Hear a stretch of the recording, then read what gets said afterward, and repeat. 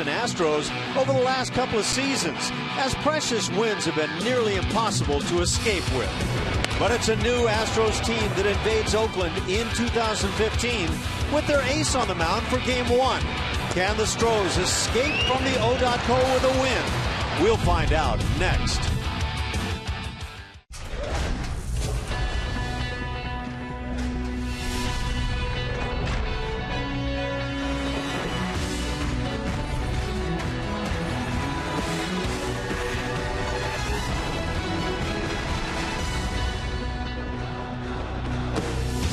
Tonight, the first place Houston Astros continue their West Coast swing with the first of 3 against the always tough Oakland A's. It's a battle of outstanding left-handers Dallas Keuchel and Scott Kazmir. Hi, everybody. Alan Ashby and Jeff Blum with you as we continue this West Coast swing. And it's a battle of teams tonight as we talk about the starting pitching that have really good pitching. The Astros, in fact, are first in the league in team ERA. Yeah, you've got the top 2 teams in the AL West going at it here as the first place Astros roll in. But, yeah, good matchup tonight. Well, with these guys going at it, and, of course, we talk about Keuchel and Kazmir. You've got a couple of the best lefties in the game. Yeah, right now they're both pitching well. We know what Dallas Keuchel can do. It's great to see him continuing what he did last year, finishing off that great season, coming into this season, working that fastball, slider, changeup, little cut in there every once in a while, but does a good job elevating that fastball and coming back with that down and in slider to put hitters away, and obviously has a fantastic ground ball rate of around 73%. For the Oakland A's, it's going to be Scott Kazmir going out there. He's going to feature a fastball, cutter, slider, changeup. I expect him to go to that changeup a little bit. You saw what he did there in Houston, working that outside corner with the fastball. The cutter he's throwing more often this year is actually in the zone a lot more often this year. Therefore, he's getting a lot more swings and misses, but he's strong early. Coming up, there's never a dull moment when the Astros roll into the OAK, especially when the reigning batting champion steps in against the Oakland A's pitching. Julia Morales digs into the numbers when we come back.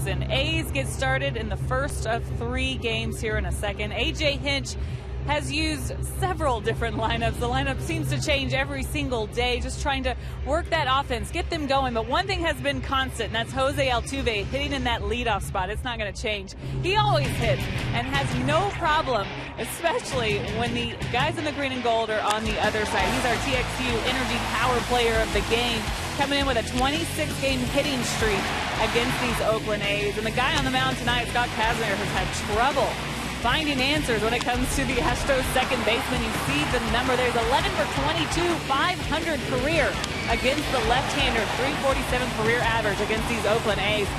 And I heard Bob Melvin, guys, talking about Altuve before today's game, saying he's tough because you can't come up with a strategy for Altuve. He's a low ball hitter. He's a high ball hitter. He hits pitches outside of the strike zone. Melvin said you just got to hope he's cold when he shows up to town for a series, but he has not seen that yet. Nash and Blum, up to you. Hey, thanks a lot, Julia, and that's dead on the money. He's just simply a hitter and a ball player in my estimation. Jose Altuve is yet to really get hot to this point, though. Yeah, he's struggling at about 290, I think, this season coming into this series, so he's looking forward to taking out some of that frustration on these Oakland A's, but just a fantastic hitter. And I agree with Bob Melvin.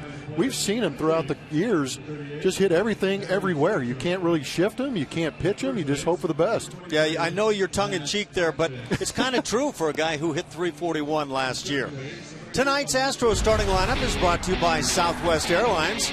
And that lineup, I think, is going to begin with the guy we were just talking about, Jose Altuve, in the top spot, followed by Luis Valbuena with his home run power. George Springer is the three-hitter. Middle three in the order, Jed Lowry.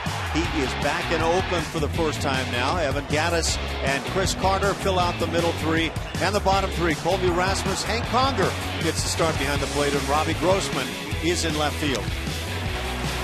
Left-hander for the Oakland A's is going to be Scott Kazmir. We talked about some of the stuff he has. Working that fastball cutter. He's got a great slider. He likes to work down and into lefties, or to righties, I apologize, getting that strikeout pitch. Also developed a pretty good changeup last year. Starts out every season pretty strong. Seems to dwindle a little bit towards the tail end of the season. See if he can correct that. But early on, he's a tough pitcher. And he's been tough against the Astros. He's gone 3-0 with a 1.79 ERA in his past 6 starts against Houston. So the Astros have their hands full tonight with this left-hander. It is a battle of very good left-handers with Dallas Keuchel going for Houston tonight.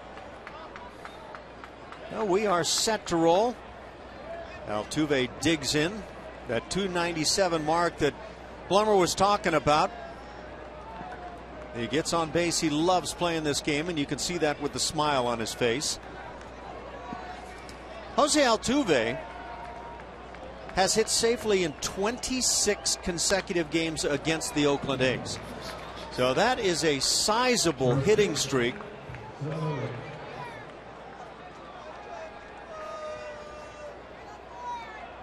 Been much better at home this year than on the road. 343 versus the 241. Offers on the first 2 pitches, both tough pitches, 0-2 quickly that count. Yeah, watching some of the highlights of Kazmir, that start back in Houston, did a great job of just painting that outside corner.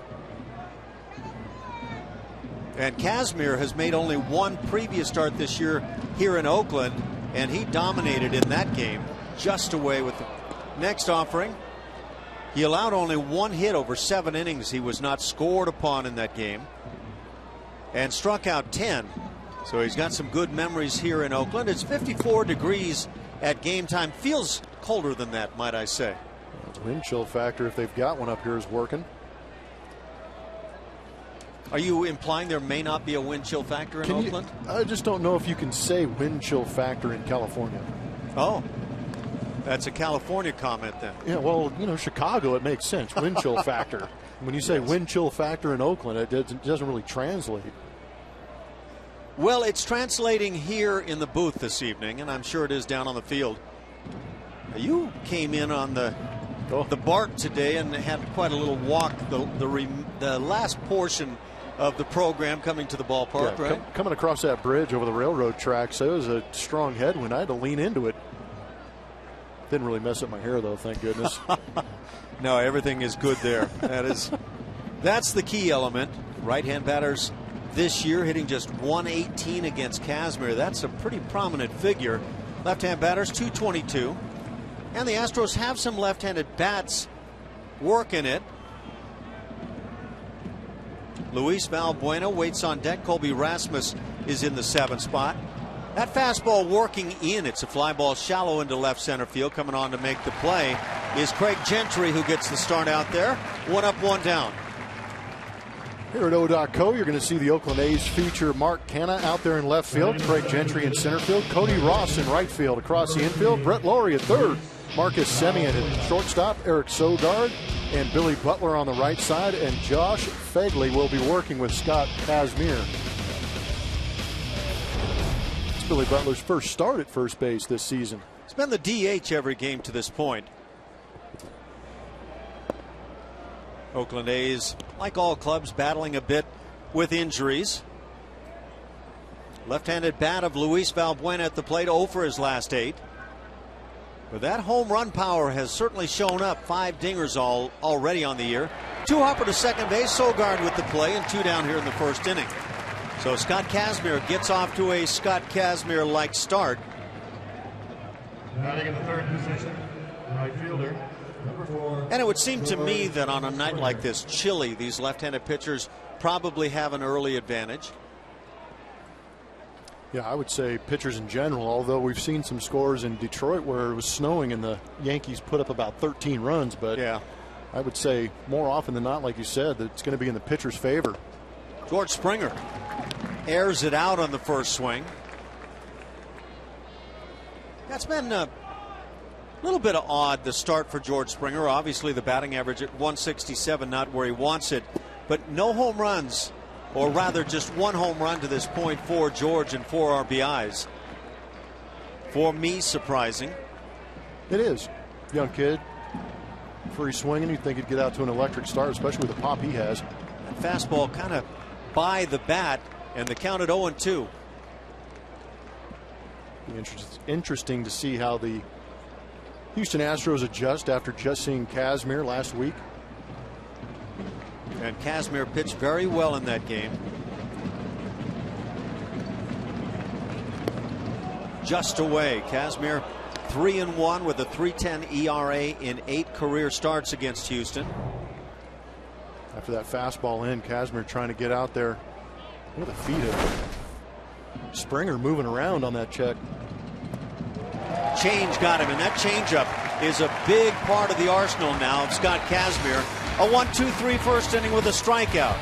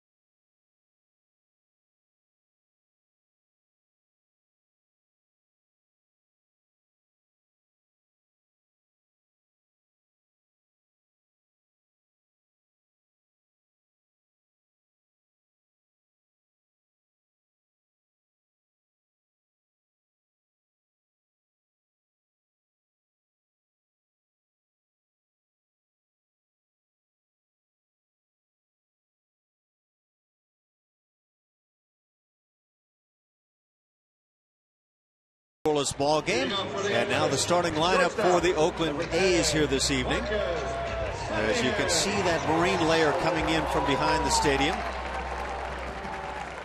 Yeah, we're getting to that starting lineup. Bob Melvin is the skipper, and he lines them up with Marcus Semien, the youngster, in the top spot, followed by Mark Canha and Ben Zobrist. Middle 3, Billy Butler, Cody Ross, and Brett Lawrie in the bottom. Phegley, Gentry, and Sogard. So Marcus Semien, who has 6 errors already as a shortstop, leads it off. One of Jeff Blum's buddies from Go Bears. University of California. It's good to see a Golden Bear out there playing short. I'm going to say they're not just Bears, they are Golden Bears. Yeah, you better believe it. And of course, Dallas Keuchel on the mound has a 1-1 count. Works quickly. Scott Kazmir works quickly. It looks like a ball game where the action will take place, and that was perfectly painted there on the outside corner. 1-2. And got him swinging. So Semien schooled a bit in the first at bat here this evening. Out number 1, it brings up Mark Canha. It's one where the leadoff hitter comes back and he goes, hey guys, this guy's got good stuff today. After an at bat like that, as you get a chance to look at Dallas Keuchel, that number on the bottom is what impresses me. He's got strikeout stuff, but he still pitches to contact, and that's why that ground ball percentage is so high, because he does such a good job of staying down in the zone. Well, he's picking it up right where he left off last year. A year that certainly could have seen him on the All-Star team. And to be honest, it's impressive to me, because he could have come back from that last season and not maybe been a little lackadaisical or overconfident, but a man on a mission again, it looks like. Finds the strike zone with that changeup. He'll change speeds. He spots the corners well. Not afraid to work inside. Down around the knees with that sinking action on both the fastball and the change. And it results in what Blummer's talking about. Just a load of ground balls.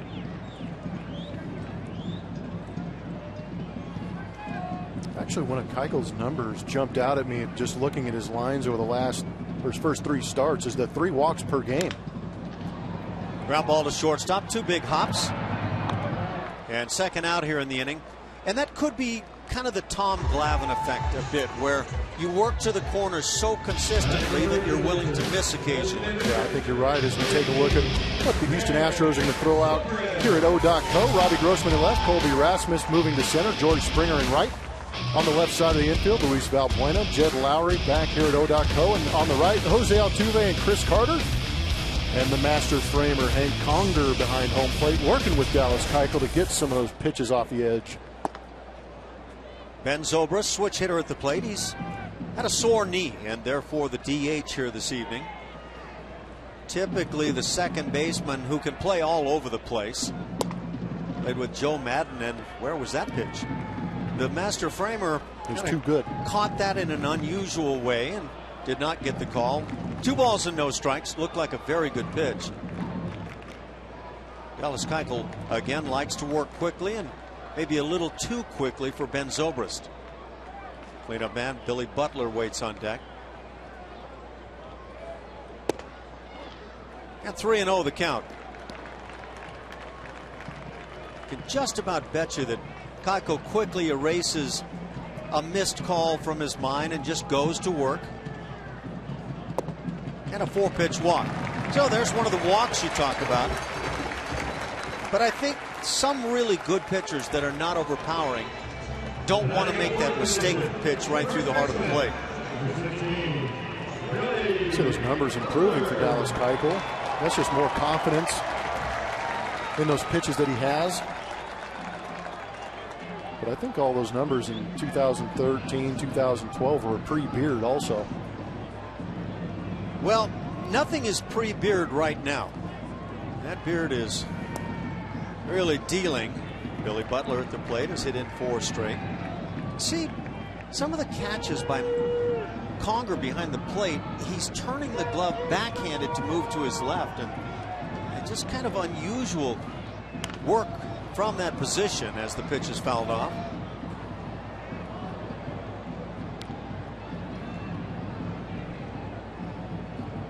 Dallas Keuchel on Twitter, known as Kid Keuchel. Look at that glove right there, Ash. Is that it? Man, that's the gold glove. You win a gold glove, that's how they make them. That's beautiful. 2 balls and a strike. I was seeing the reflection all the way up here. It's impressive. Do you know a lot of guys that wore their gold gloves? No.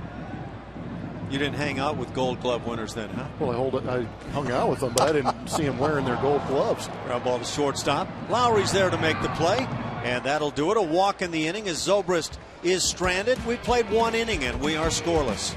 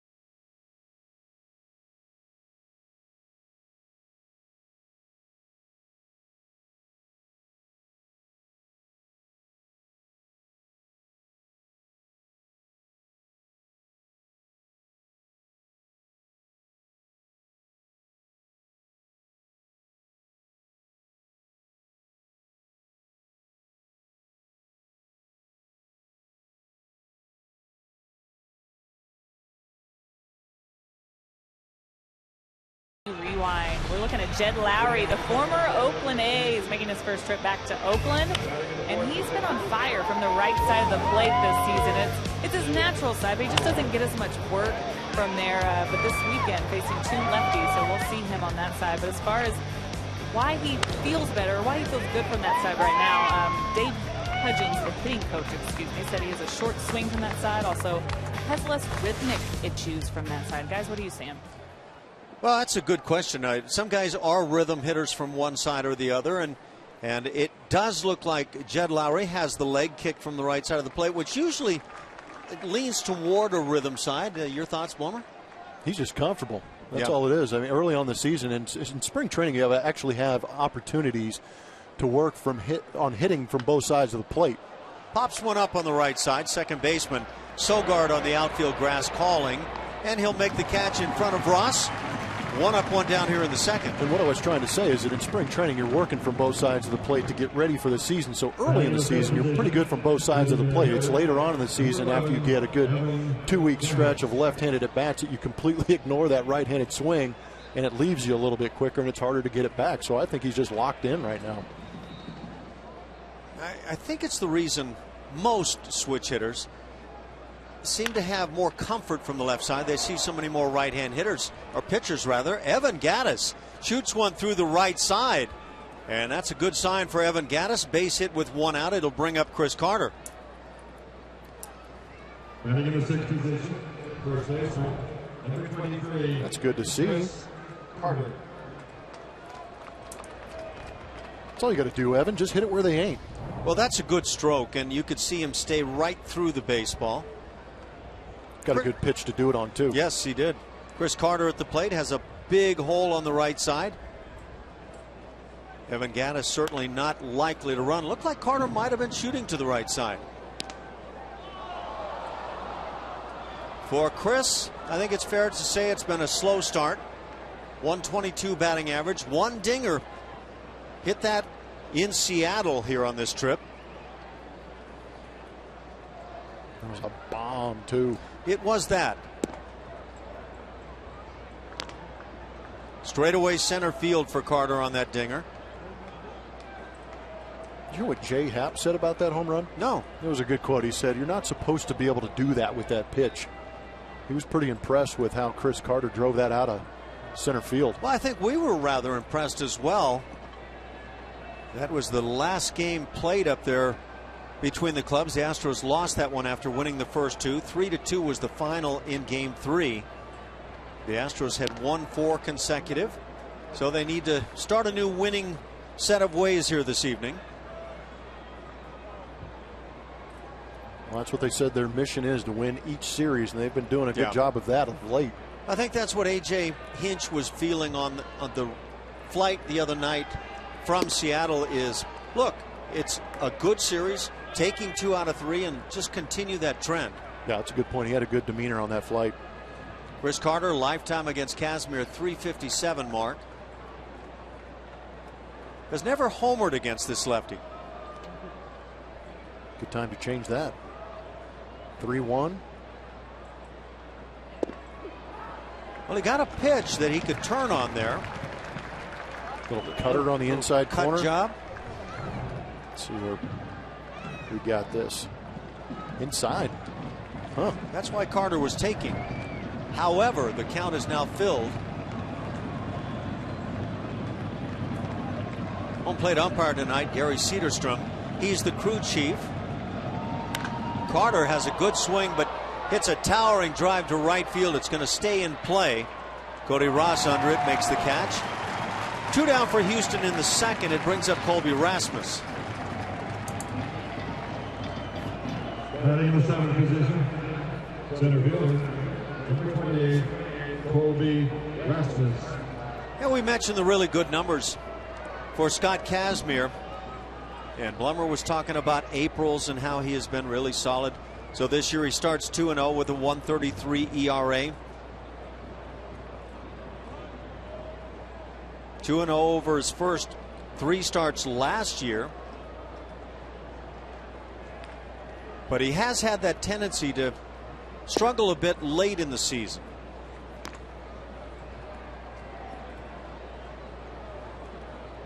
Colby Rasmus hitting .243. A couple of home runs on his slate.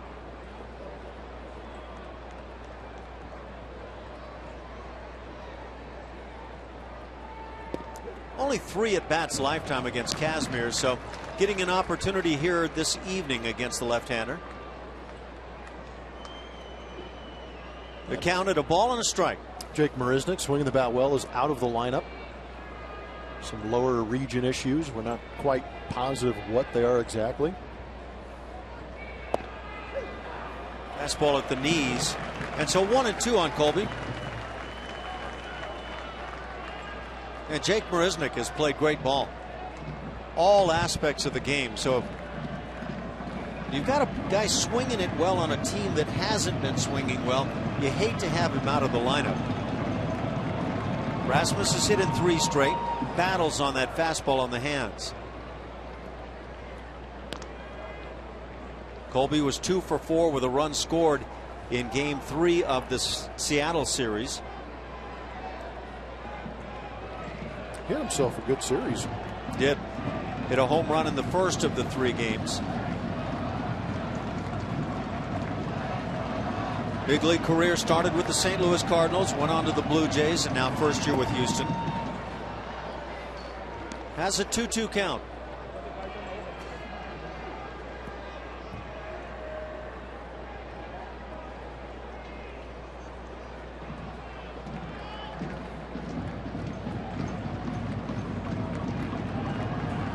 Kevin Gaddis a very short lead at first base. And now a 3-2. That'll put Gaddis on the move.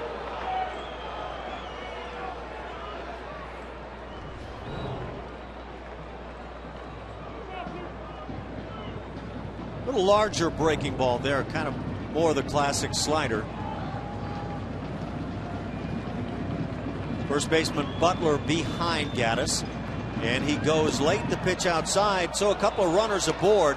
First walk issued by Kazmir. It brings up Hank Conger.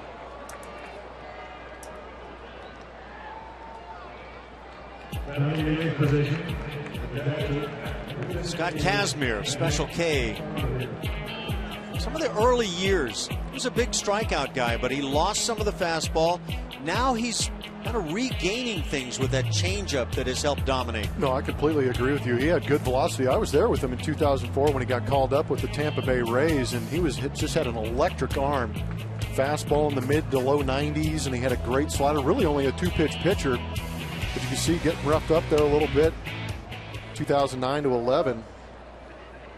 But I think he's another one of those guys that had that high power arm and can rely on the talent. Now he's had to kind of make that adjustment into turning into a pitcher. And that pitcher just spotted a perfect fastball for the first pitch. Hank Conger 0 for his last 6. Switch hitter batting right-handed. And the changeup we talk about, and Kazmir has a very good one.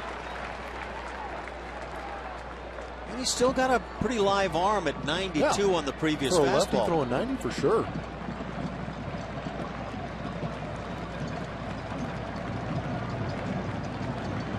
Seems a little annoyed with himself after giving up that walk to Colby Rasmus. Going to take it out on Conger. So Conger's seen the heater spotted. Very good changeup. And the 0-2 fastball foul back. Good hack by Hank. It was on a 2-strike count. Got a fastball maybe to handle. Yeah, I think that cut a little more of the plate than Kazmir wanted it to. 0-2 count. He's probably thinking of trying to waste one on that inside corner. That one was definitely hittable. Big time swing. Of course, Conger came over to Houston from the deal with the LA Angels of Anaheim. Easy for you to say. Once. Changeup misses. Looked like Conger spotted things there.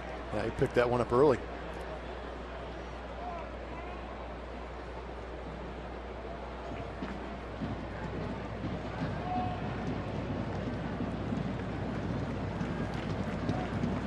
Conger's had one big swing for the club, a game-winning home run in Arlington. And now a 2-2 count. That home run came from the left side of the plate. And that's where we've seen most of the damage from his bat come from. Yeah, I think he's got some big-time pop from that left side. Gaddis at second, Rasmus at first. 2 down and a 2-2 count. Kazmir wants to see those signs again.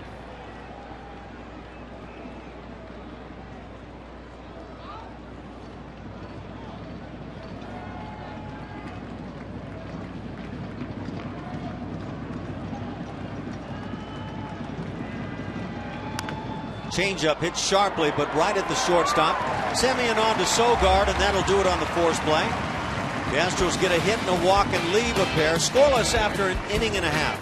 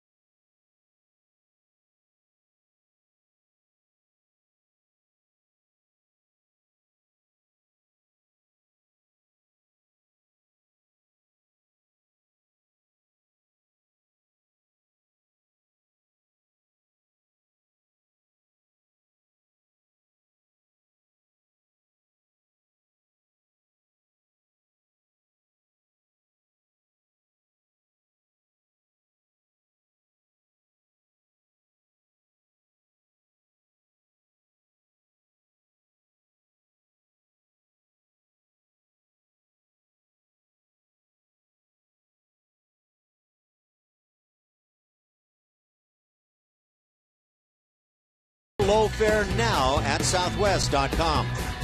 And by Geico, 15 minutes could save you 15% or more on car insurance. Visit us at Geico.com or call 1-800-947-AUTO.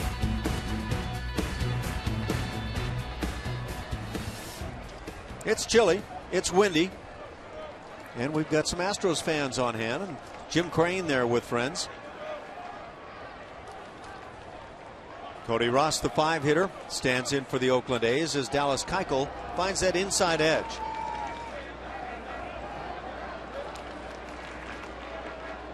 Ross getting the start in right tonight, hitting 133. Recent acquisition for the A's. Guy that's been away from the game a bit. One of those rare left-hand throwers that bats right-handed. Ross 0 for 7 now. His last 7.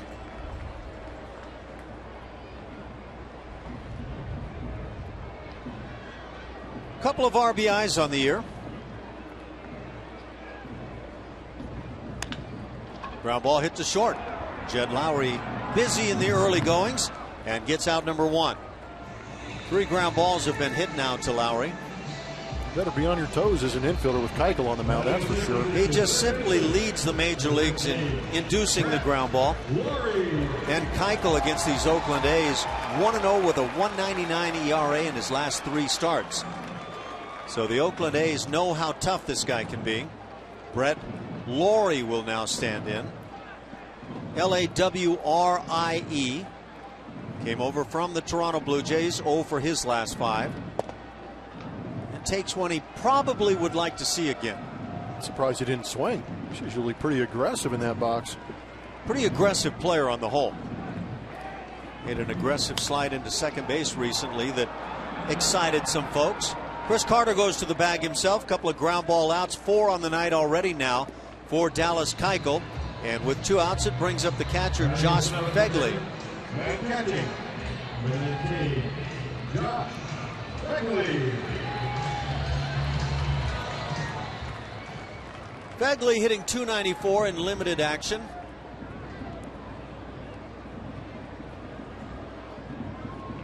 .213 career hitter. Keuchel spots it beautifully.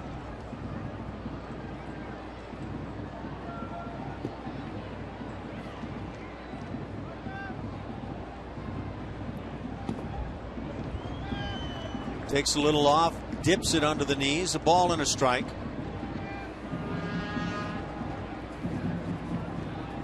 10 consecutive quality starts for Dallas. Ground ball left side, diving stop. Can Lowry make the play? Got him. And I don't know if this is going to stand up. I don't know what you saw, Blummer, but pretty close play. Saw a pretty fantastic play.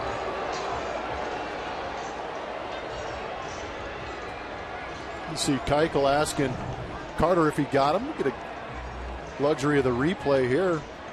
Looked like Lowry kind of timed that dive. He wasn't sure. He got kind of in between steps, and it looks like I'm not sure if there's enough there to overturn it. You said safe? Well, if I were Phegley, I would be claiming safe. That is really close, isn't it? If I was Phegley, I'd be out doing a couple more wind sprints, getting those knees up. That probably would be the... You're always on the side of the catcher, too. Gosh. Let's see. What do we have? Oh. You know what, though? I think your point is dead on the money, and that's the way it's going to go. It will be a 6-3, and you can circle that 6 because that's a whale of a play by Lowry. 3 ground ball outs in the second. We are scoreless.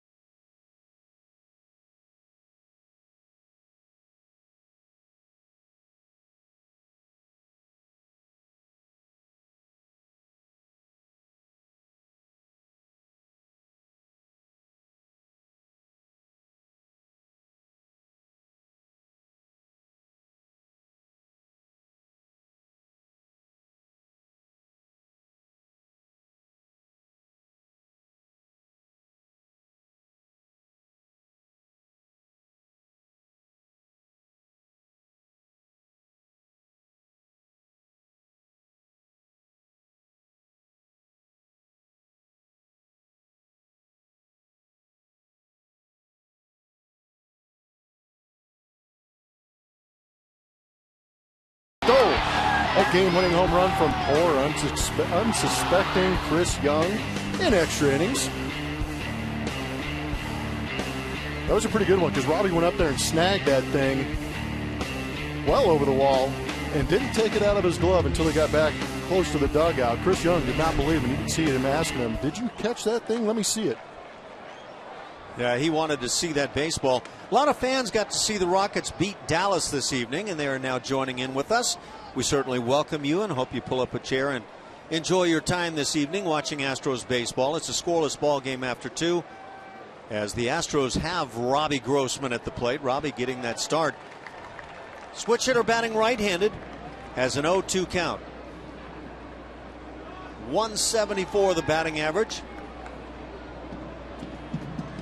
Scott Kazmir and Dallas Keuchel.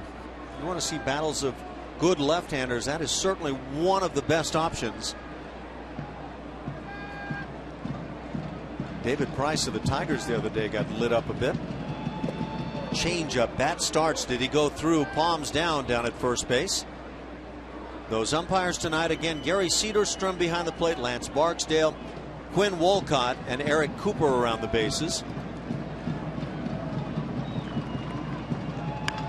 Change-up left up, but it's hit in the air.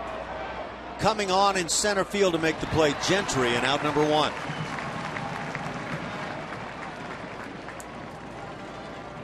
Back to the top of the order, Jose Altuve at the plate, and we mentioned in Jose's first at bat that he comes in with a 26-game hitting streak against Oakland.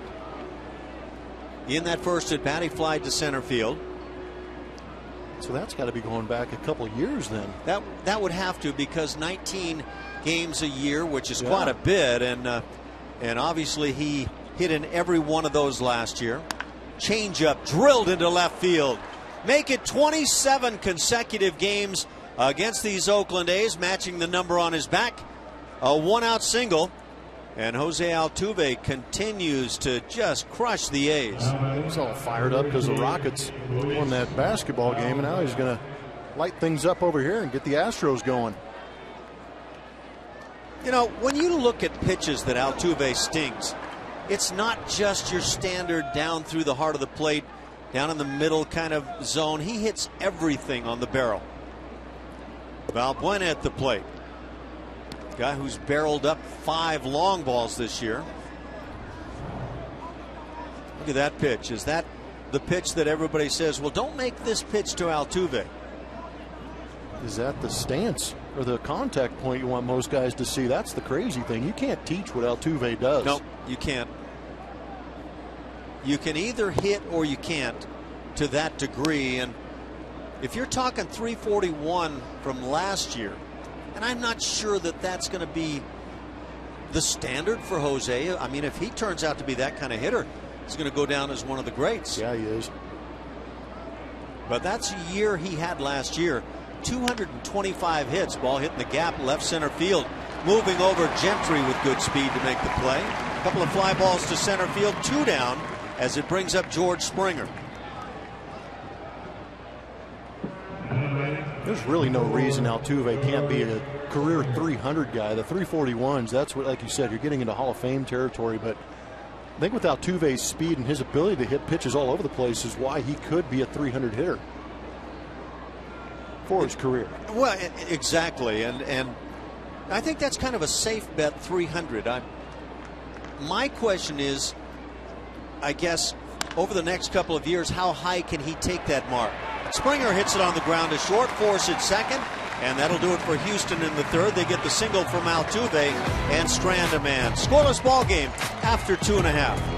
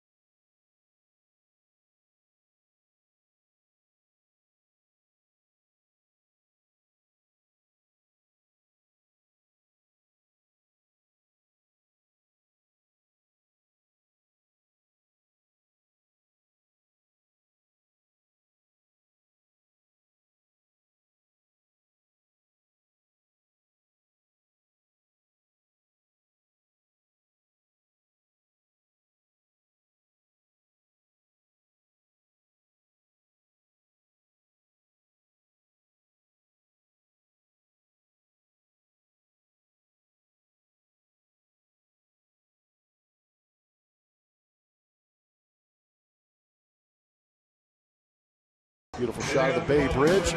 Tonight's league leaders are brought to you by your local Honda dealer. It's Dallas Keuchel. He's once again the league leader in ground balls induced. Pretty good lead over Ubaldo Jimenez at almost 73% as Dallas Keuchel does a great job working that sinker, working that slider down, changeup down.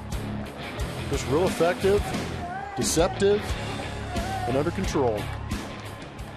5 out of 6 outs recorded this evening via the ground ball. He also struck out a man. That was Marcus Semien, the leadoff man in the first inning. So embarks upon the third, finds the strike zone. Craig Gentry, Eric Sogard, and Marcus Semien to bat for the A's here in the third. Gentry looking for his first knock on the season as he takes low.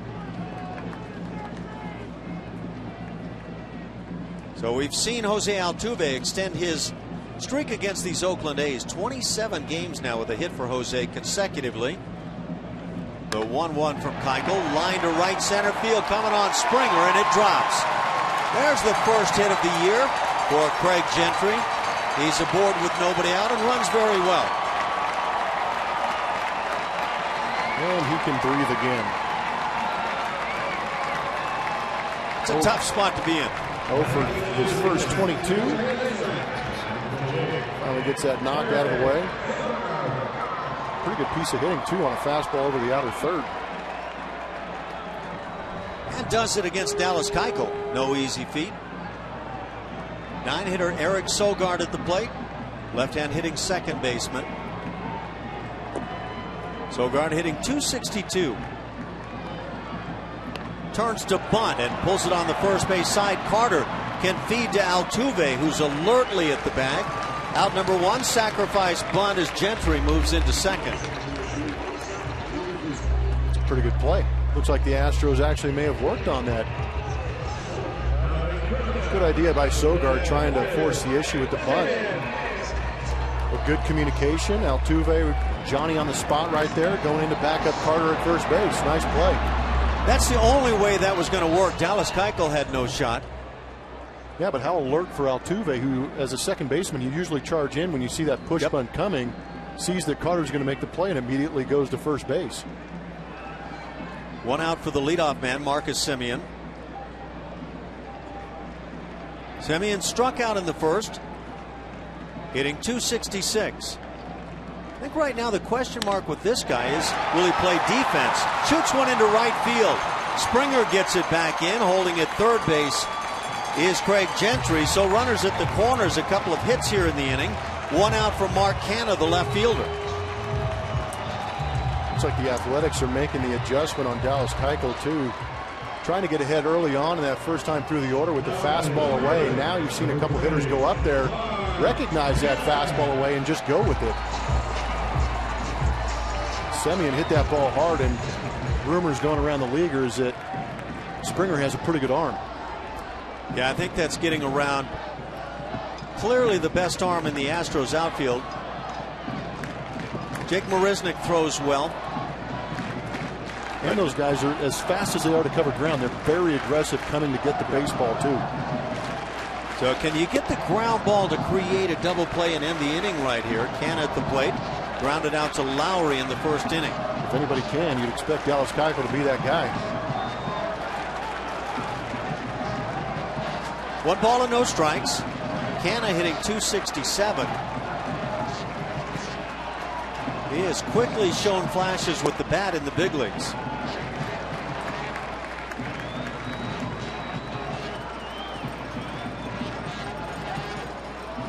Keuchel starts the night with a whip right at an even 1.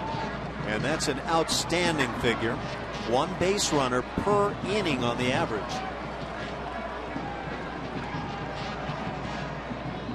Slide step, he leaves it up, and now 3-0 the count.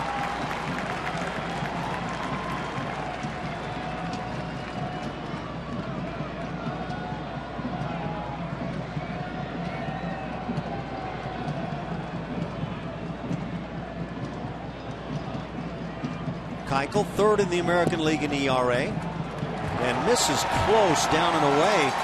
And a 4-pitch walk. Second free pass issued by Keuchel. Bases are juiced now with 1 out. And 3-hitter Ben Zobrist comes to the plate.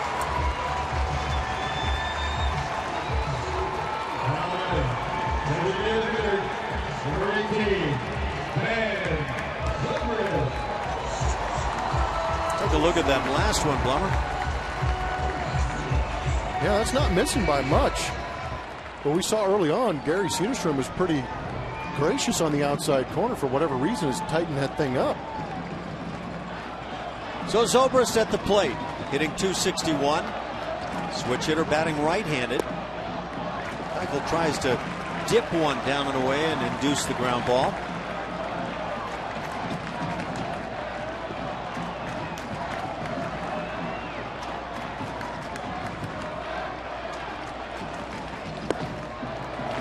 That pitch left up is not going to get a lot of ground balls. No, he's worked himself into a couple hitters counts here.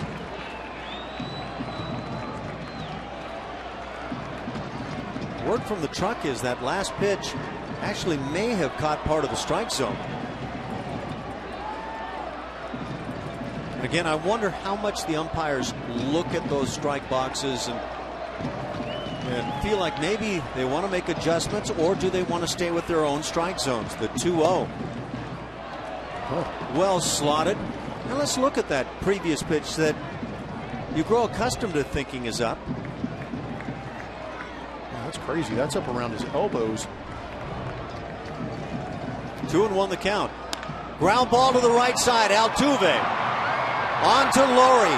Make that Lowry and Carter, and they get the huge double play. So with the bases loaded and 1 out, Dallas Keuchel gets exactly what he was looking for, 4-6-3, and gets out of the jam.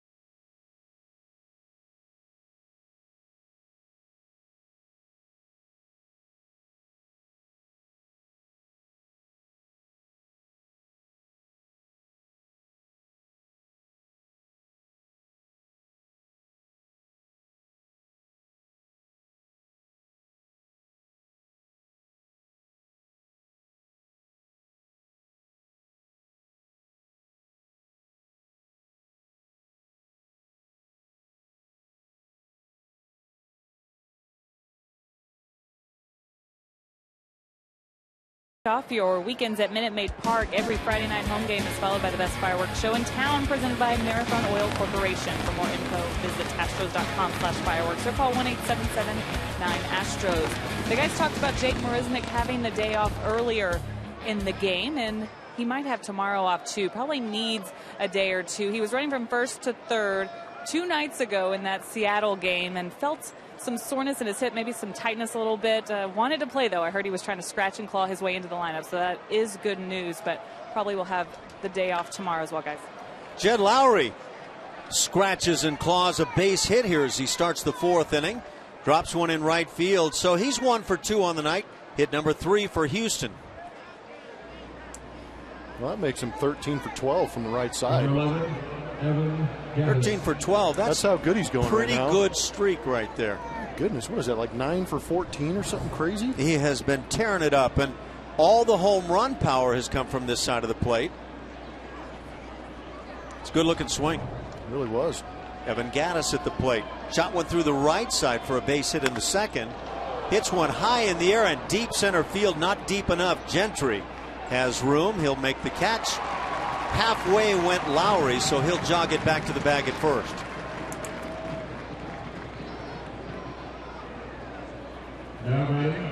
You're going to have to give me that batting average for Lowry from the right side. The 13 for 12. It's like an OPS number. He just goes over 1,000. It's like 1,200.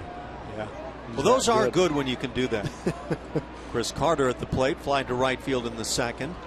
Well, when you get 9 hits and 14, 15 at bats, it feels like you've done that.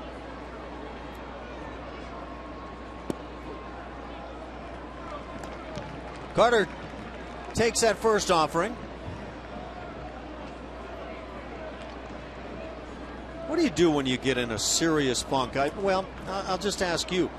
Was it hack time or was it see some pitches time? I was sat on the panic button the whole time I was in the batter's box. Well, see, that's my response, and I expected something other than that from you, but. No, it was make another out, go in, snap a couple bats, come back out and give it another shot the next AB. That's how bad it can feel, though, in this game, is it not? Oh, it feels like the weight of the world is on your shoulders and that the baseball gods have got some serious vendetta against you, but you just got to go out there and keep plugging along. 0-2, and now swinging through a pitch nowhere close is Carter as he is down on strikes. And I think that's where the concern comes in with Chris Carter when you see an 0-2 count and you see him expand this much. Number 28, Colby Rasmus. Well, the strikeout numbers again are alarming this year for Chris. Yeah, I've gotten to points in slumps where, you start doing some awkward things off the field. Taping Advil to the barrel of the bat to hopefully cure that injury. Just anything you can think of. There's a strike called top of the strike zone, and Colby Rasmus is asking, where's that been all evening? Yeah, why don't you do that for our guy? Right. Talk about our guy. Dallas Keuchel getting a double play when he most needed one. Bases loaded, 1 out. Ben Zobrist grounded into one. 0-2 the count. Top of the zone, bottom of the zone, and Colby is probably asking himself what to do.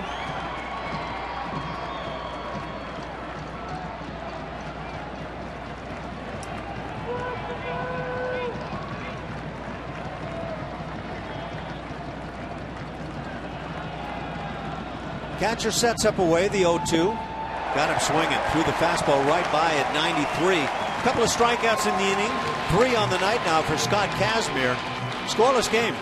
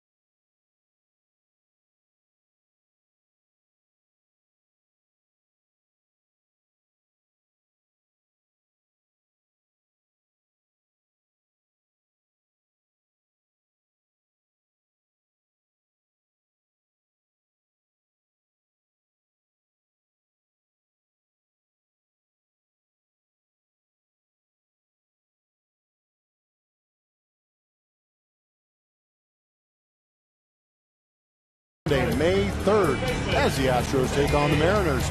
Come out early to enjoy dog-friendly activities like a pooch parade, vendors expo, and much more. Get Dog Day tickets today by visiting Astros.com/dogday.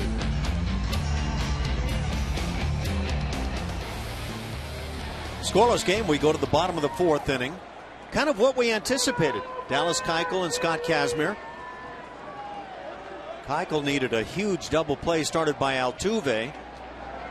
Billy Butler leads off, grounded to shortstop in the first inning, and takes the good bender. Yeah, that Zobrist at bat for me was interesting. He worked himself to a 2-0 count with the bases loaded, took a fastball relatively down the middle, and then rolled over on a fastball and a 2-1 count for the double play. Back-to-back curveballs or breaking balls to Billy Butler. He flies to center field and out number one. Try and see what makes Dallas Keuchel so effective, and you see the unbelievable control the kid has.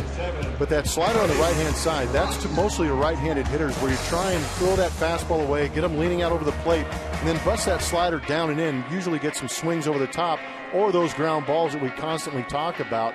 But he's got to be deceptive in the fact that he doesn't throw 95 miles an hour. So that fastball and that slider and that changeup are all coming out of the same arm slot, same release point. Makes him incredibly effective. What was that Keuchel told us last year? That he doesn't throw a curveball, he just throws a variety of sliders. Yeah, he mentioned that he maybe took a little bit of speed off each pitch. Maybe a bigger slider, a slower slider, and then he has that hard down and in slider. So whatever it was, he figured it out. But he did say he eliminated that curveball, so to speak, I guess, and just more of a variation of sliders. If you wind up throwing what you feel like is just one breaking ball, maybe changing speeds, it simplifies things. There's the good changeup. I think for both of these left-handers tonight, command is a big issue, but that changeup really comes into play.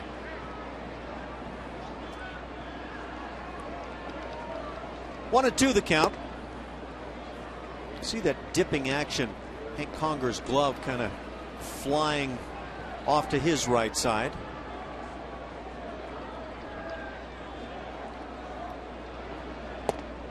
And the changeup got him. It's pretty filthy. Certainly is. Looked like he took off maybe even more than on some with that one. Second strikeout on the night recorded by Dallas. 2 down, bases empty here in the fourth inning for Brett Lawrie. The reason it looked that way is just such good arm action on him. Yep. I mean, that arm sped up and the ball just poof. When you get that floated out of there. That parachute kind of look on a pitch, then you know you've got a good one.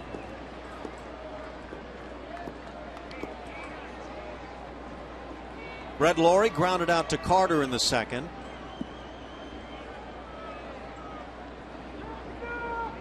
Eight ground ball outs already. They came through the first 3 innings as Lawrie takes one that appeared to be right down the middle.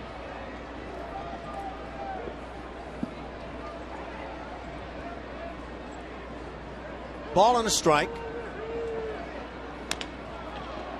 High chopper, tough play for Lowry to get Lawrie, and that'll do it.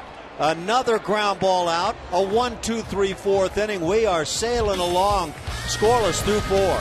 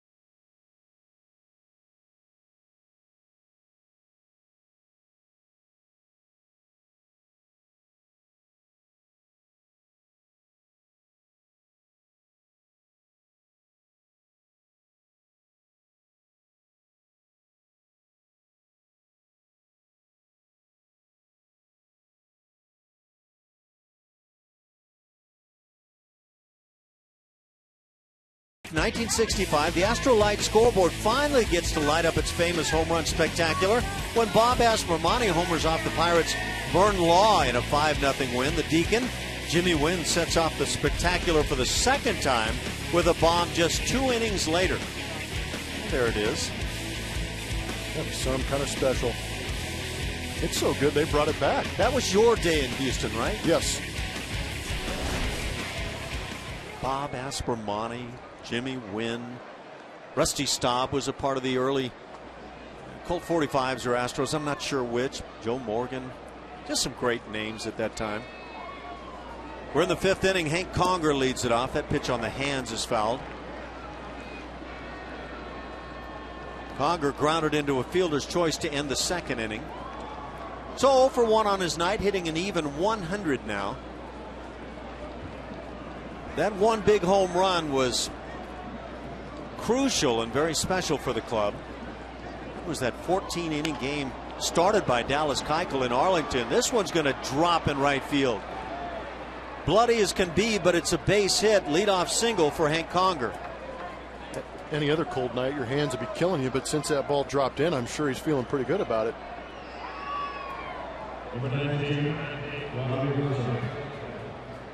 Brings up Robbie Grossman, 0 for 1 on the night. Slow start for Robbie, 167 the mark. Does have a home run. Came at Minute Maid Park, hitting left-handed. It went opposite field, a 3-run job to left. 4 Houston hits, 2 against Dallas Keuchel by the A's. These two teams are pitching it up here early in the season. The Oakland A's have a good offense to go with it as well. The Astros numbers haven't been spectacular offensively, to say the least.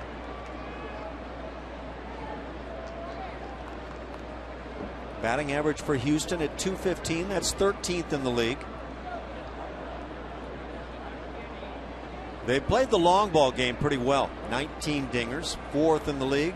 They've run extremely well. Their 16 stolen bases are best. Then you look at these Oakland A's, and they've stolen 11 bags but have not been caught this year.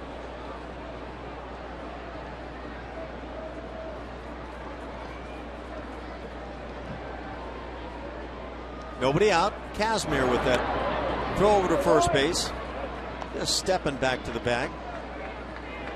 Conger not likely to be on the move. Yeah, but I think the Oakland A's are thinking maybe a possible hit and run situation here.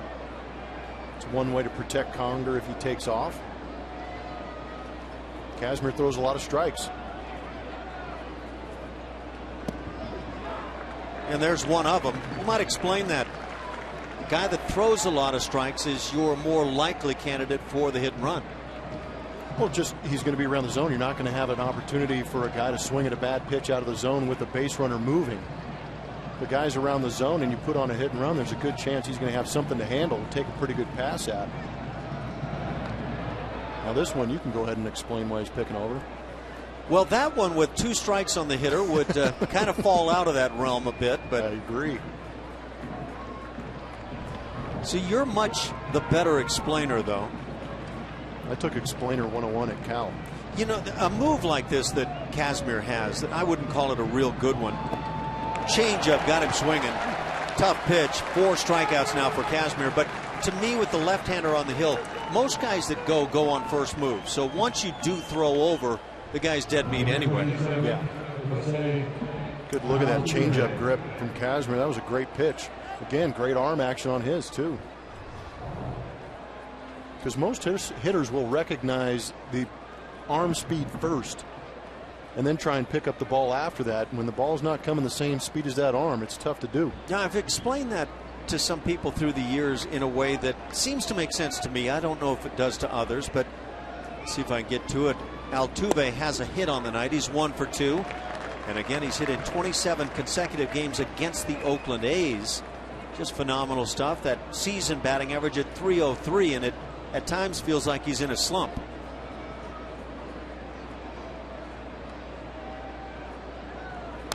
Fastball fouled on the right side. Quickly in front is Casimir. When a child, and a lot of us have been in this position. Picks up a ball, and they're only a few feet from you, and they go to throw it to you, and they go in this big throwing motion, and their arm comes fast at you, and then the ball just barely comes at you. That's the feeling of the changeup. You back off, you flinch. Yeah, the motion definitely sells it. Off speed, gets away from the catcher. Phegley will chase it down, but moving into second base with one out is Hank Conger. Should be a pass ball. Yeah, for a moment there, I think Phegley had the skillet on, clanked that one. That's all it is. Sometimes it happens. It is a pass ball. The best skillet story I can think of through the years was Doug Rader, the Rooster, taking infield for the San Diego Padres way back when. Their ball club had been referred to by their owner, Ray Kroc, the owner also of the McDonald's restaurants, as a bunch of short order chefs, the way they were playing baseball. And so the next day, Doug Rader went and took infield with a chef's hat on and a skillet as his glove. And message received? I think so. It's not that players listen to what others say.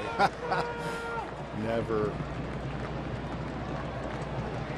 One of the wildest, zaniest guys of all time, Doug Rader.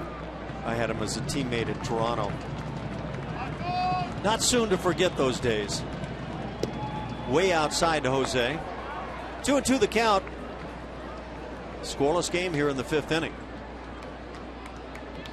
We had meetings in the clubhouse with the first year Toronto Blue Jays, 77, 78, and I can't remember which year Doug showed up on the scene, but he had a picture of the manager 8x10 up on his locker with teeth all blacked out and scars on the face, and our manager would stand there and have clubhouse meetings and get all intense as the pitch again is fouled off, but he didn't have the guts to tell Doug Rader to take that stuff down along with flashing Christmas lights on his locker.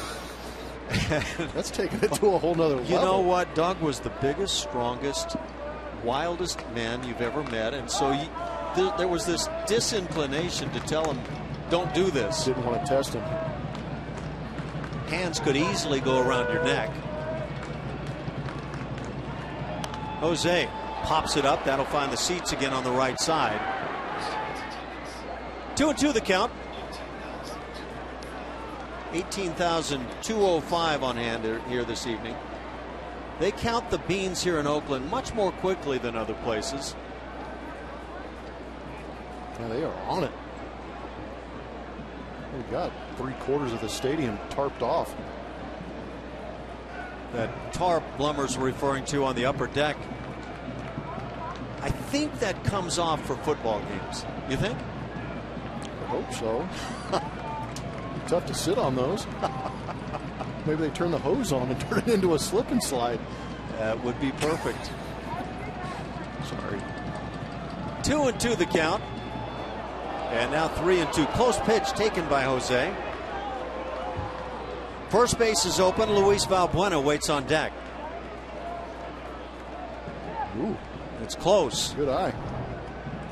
Based on that shot right there, that could have been called. It's not low to Altuve. What are you trying to say? That's why he wears the high socks. It's an optical illusion. Kazmir brings the 3-2. That one is certainly low. That'll put runners at first and second as Altuve draws the walk. 1 out for Valbuena. Another quality AB for Altuve. Did a good job of fouling off some pitches and making Kazmir throw. Number 18, Luis. Just the 5th walk on the season now issued by Kazmir. How about that? Well, that'll hold down the whip.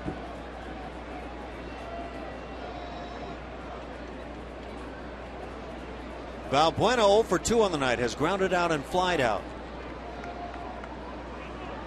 Speaking of whips, 0.78 is the whip coming into play tonight for Scott Kazmir. So about 3/4 of a base runner per inning on the season. It's not a lot. That is not a lot. Devo would be proud of that. Devo? Yeah, whip it good. That is true. That is true. Came in with a 1.33 ERA. Tonight, his 4th start of the year.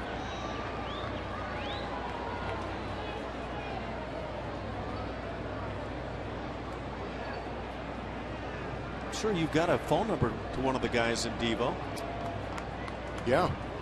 You seem to know all the big groups now. I don't know that they're one of the hot groups anymore, but 0-1 pitch popped up back of second base, shallow in center. Going out Sogard, called off by Gentry, who makes the play. And 2 down here in the 5th inning. Seen a couple at bats for Valbuena where he's been in runners in scoring position type situations, or a runner on third base, less than 2 outs, and we've seen the big swing. We know he's got some thump in there, but there's certain situations where you want to try and avoid hitting that pop up in an elevator shaft. I'm going to try and get that thing out there a little bit deeper, or maybe get a better pitch to drive. Valbuena with that pop out to center, now hitting .208. The home runs have been nice, no question. He's played good third base, but that batting average not where he would like. As George Springer takes a strike, George has struck out and grounded into a fielder's choice. And you can clearly see those numbers not where Springer would like to be. And quite frankly, not where any of us anticipated at this stage of things.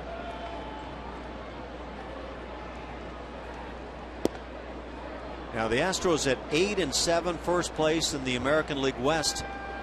You have to wonder how good they can be if this guy can finally find it. Found it for a stretch last year, and he was as impressive as you'll find. Well, if you had a George Springer hot, Evan Gattis hot, and a Chris Carter hot, good grief. There'd be some run production right there. Talent-wise, who's the guy that has the best chance of becoming a major star in this game? George Springer. He's got to be at the top of the list. Of course, there's also Carlos Correa playing at Double-A right now, and he's off to a great start. Springer sees the count move to 2-2. Well, could you imagine a George Springer 3, Evan Gattis 4, Chris Carter 5, or any variation of that through a 3-4-5 situation, and you get a chance to take Jed Lowry out of that 4-hole and move him into a 2-hole, and you've got Altuve, Lowry, and those 3 coming up behind? There's going to be some guys on base for an opportunity to do a lot of damage in 1 inning. You bring up a really good point about the 2-hole right now. Are you getting enough in terms of batting average and on base from Valbuena? Down on strikes. We'll get to that later. George Springer strikes out for the 2nd time tonight, and that's 5 for Kazmir as we remain scoreless after 4.5.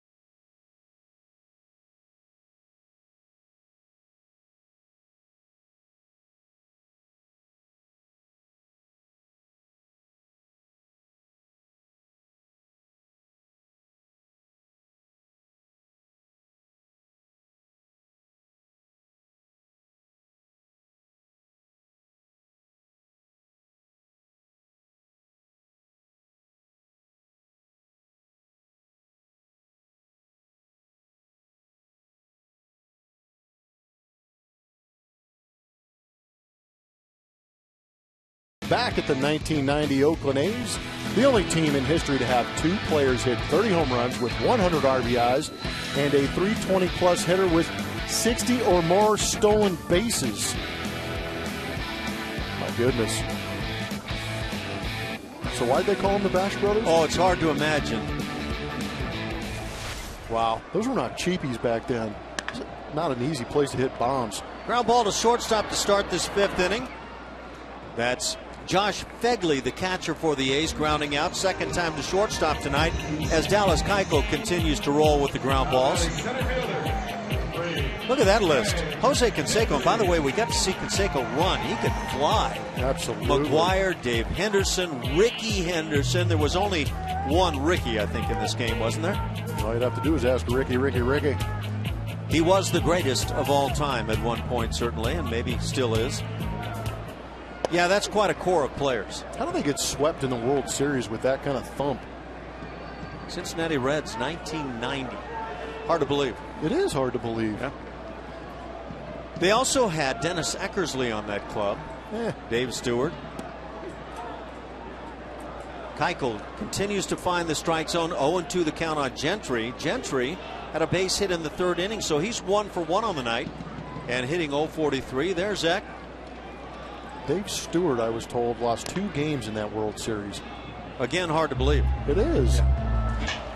You know, whenever I see the Eck stuff, I flash back. I played with Eckersley in Cleveland when he first came to the big leagues, and brash kid. But I'll tell you what, he backed it up as good as anybody you ever saw. And what a mane of hair. Still does. Pitch fouled back. He's the only guy that could grow his hair over his ears and still be cool. You know what? Everybody grew it over their ears at that time. Oh, that's right. We saw your glamour shot. Yes, you did. We may have to bring that back to prove it, Ash. Yeah. Dennis Eckersley told Rod Carew after striking him out to go sit down, meat. That is beautiful. Carew apparently had the audacity to glance out toward the mound, and Eck told him where he needed to be at the time. Unreal. Unreal. It was just classic. And the thing is, you could tell Eck, this guy's a big star. You don't want to. And he'd cut you off and say, I don't care. Guy's not going to stand there on me. There's got to be a certain level of confidence and arrogance out there, but that seems pretty extreme. It was strong. And guys on other teams couldn't stand him, and everybody on our club loved him. He was just, it was one of those guys that was so funny. Half swing, did he go through? Palms down. 1-2 the count on Gentry. He'll be followed by the 9-hitter, Eric Sogard. Did anybody charge him? I don't recall a charge job. Pitch is hit in the air, right center field. George Springer comes on, calling and makes the catch. That's 2 down here in the 5th inning.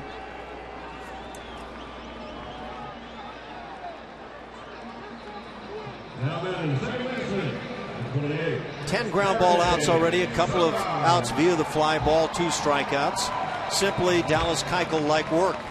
Yeah, that's just the standard.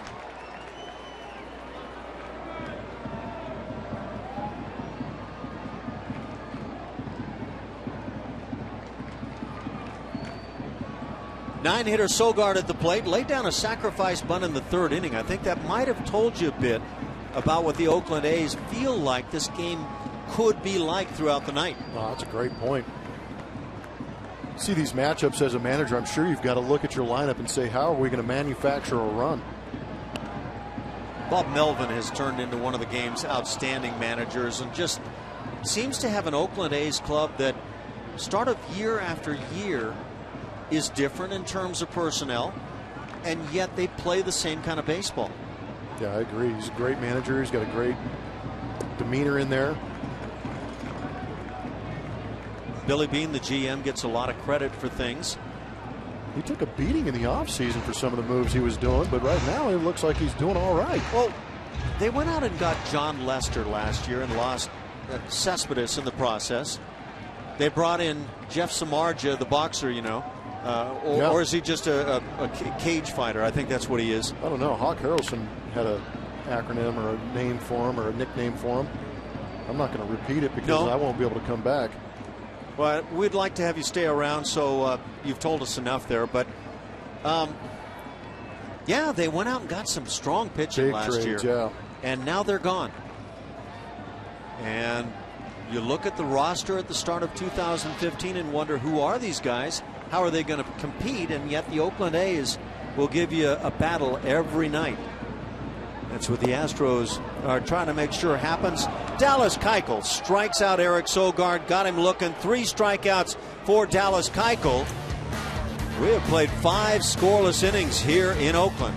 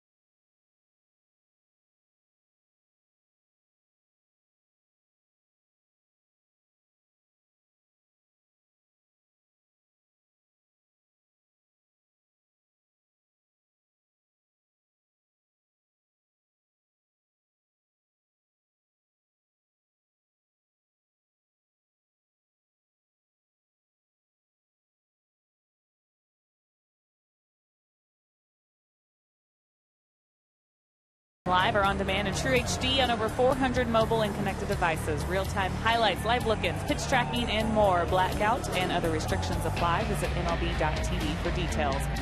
Guys, when A.J. Hinch met with the media today, he took us back in time. April 1st, 1998, he made his major league debut right here at HOU.co, called something else back then, but remembers it very well. He thought he was kind of brash, thinking that he would get his first hit off Pedro Martinez that day. The A's playing the Red Sox, but turns out he was 0 for 3. Very complete experience for him, guys, but good memories.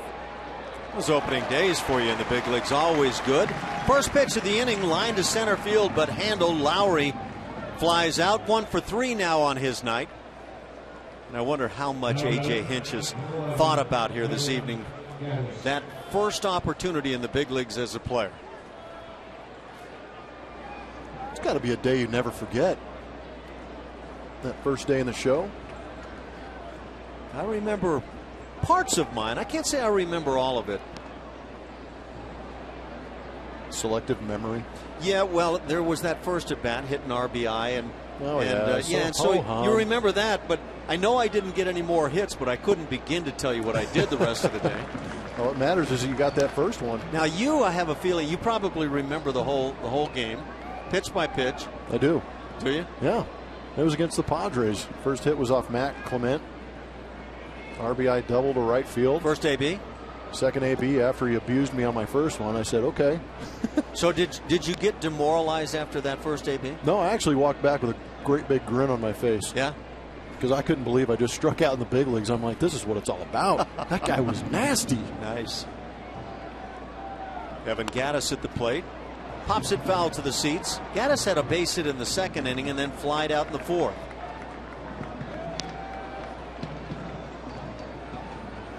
Well, that was with the Indians for mine, and again I had the hit and an RBI, and we won the ball game, which was pretty cool for the Indians at that time. And I don't think I got in a ball game for another month and a half after that. Wow. And line drive down the right field side, slices foul. You sit long enough, and at least for me, the story goes that you start to question. You really start to wonder, can I play this game? Don't know if I can play with these guys. You just keep watching, and it's not good. Man, that was rough. Yeah, it was really rough.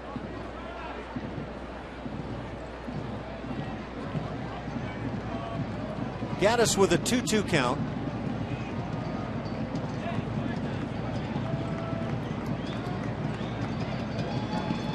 And that change got it. They'll throw on down to first base to record the out. 2 outs, 6 strikeouts now for Kazmir.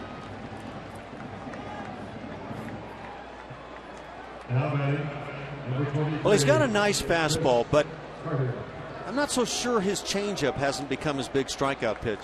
Well, we noticed last year, at least I think it was both of us last year, we were kind of surprised to see how effective that changeup was, because that really wasn't in the repertoire for him early on in his career. It's just until recent years when he developed that changeup, but it's been amazingly effective.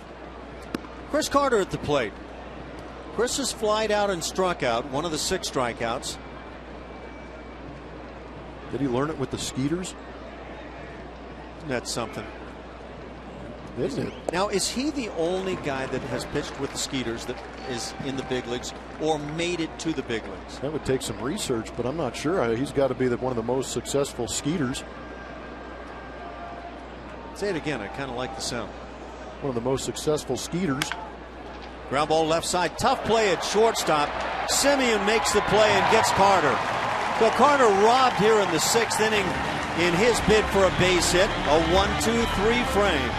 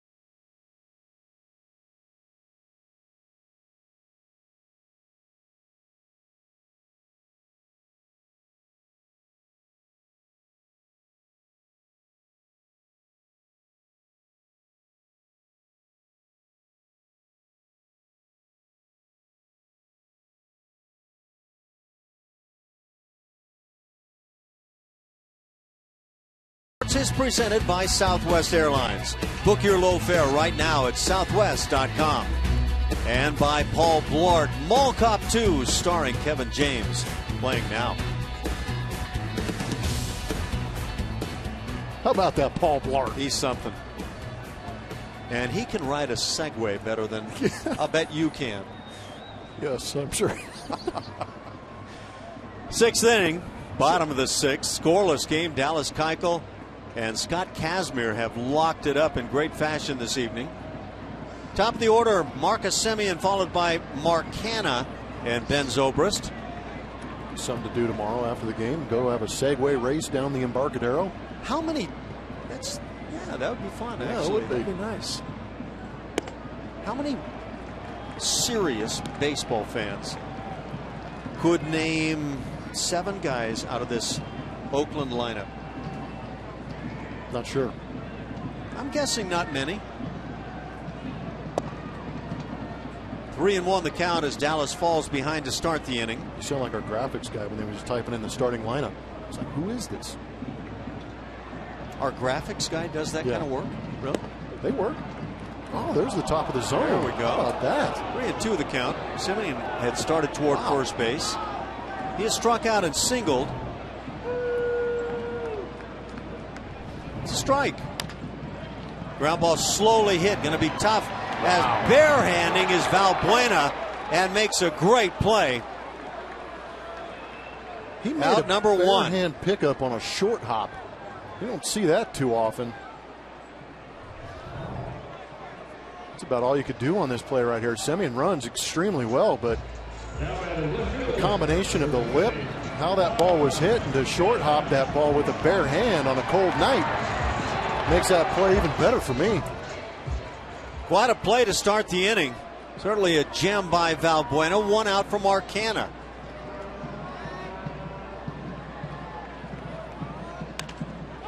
Who pops one up shallow down the right field side. George Springer has a beat on it, makes the play. 2 quick outs. And Dallas Keuchel is rolling for the moment. It brings up Ben Zobrist, who has walked and then maybe involved in the key play of the ballgame to this point. He batted with 1 out and bases loaded in the 3rd inning and hit a ground ball to Altuve. It turned into a 4-6-3 double play. Keuchel got out of the frame, and we're locked up in this scoreless game.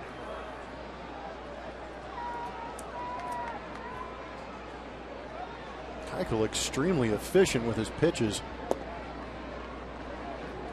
That one right there is 70th pitch. Casimir at 87. So you would think that Keuchel would be in a position right now to possibly get 9 innings in. He may have to go 10 in this one, Ash.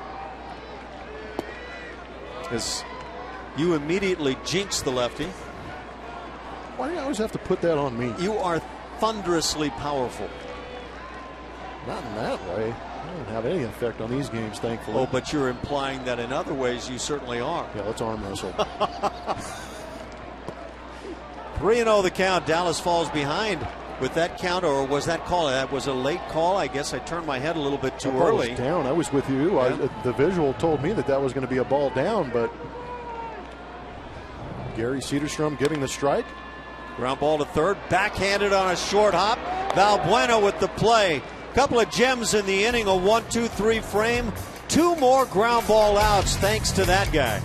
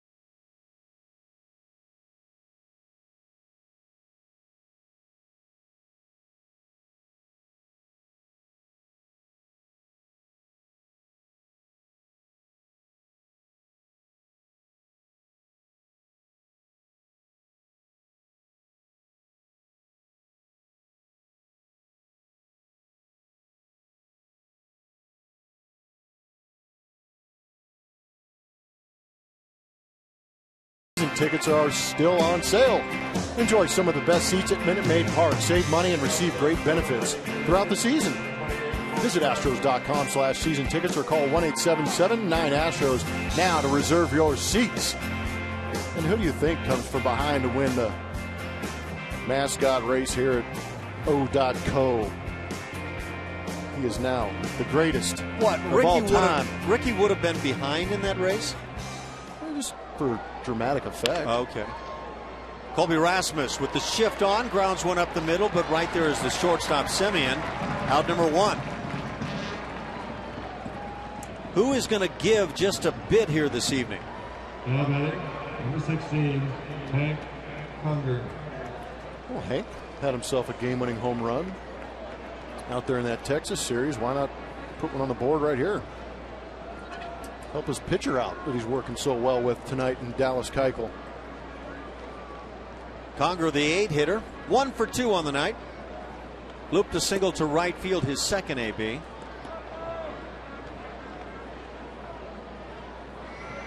Robbie Grossman waits on deck. But yes, this would be a very nice time for the long ball. Let the long ball swing as he chops it foul.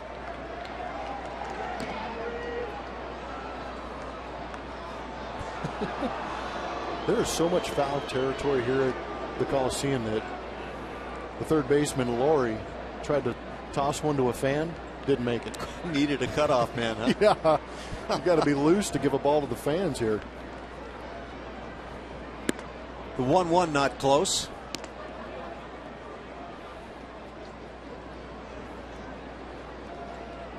Usually when you get one of these really nice pitching matchups on paper, it doesn't pan out. It has panned here this evening. Chopper to third. Barehanding is Laurie, and there was absolute. I don't know. No, there was no reason for that. No reason. It was a show play. It may have taken a crazy hop, but from up here, I can't tell if it did. Look, if you get in position and use the glove, you can get rid of the ball. Well, I think the key to your phrase right there is to get into position. Yeah, meaning you have to use feet. Yeah, if he gets over there a little bit sooner. But see, he's setting up for the bare hand all the way. You could see it. It wasn't a nasty hop. And it actually turned out to be a good thing that it was called foul because that ball got past Billy Butler. Good thing for the Oakland A's, no doubt. 2-2 the count. One out here in the 7th inning. A masterful scoreless ball game. There have been 4 Houston hits, 2 for the Oakland A's.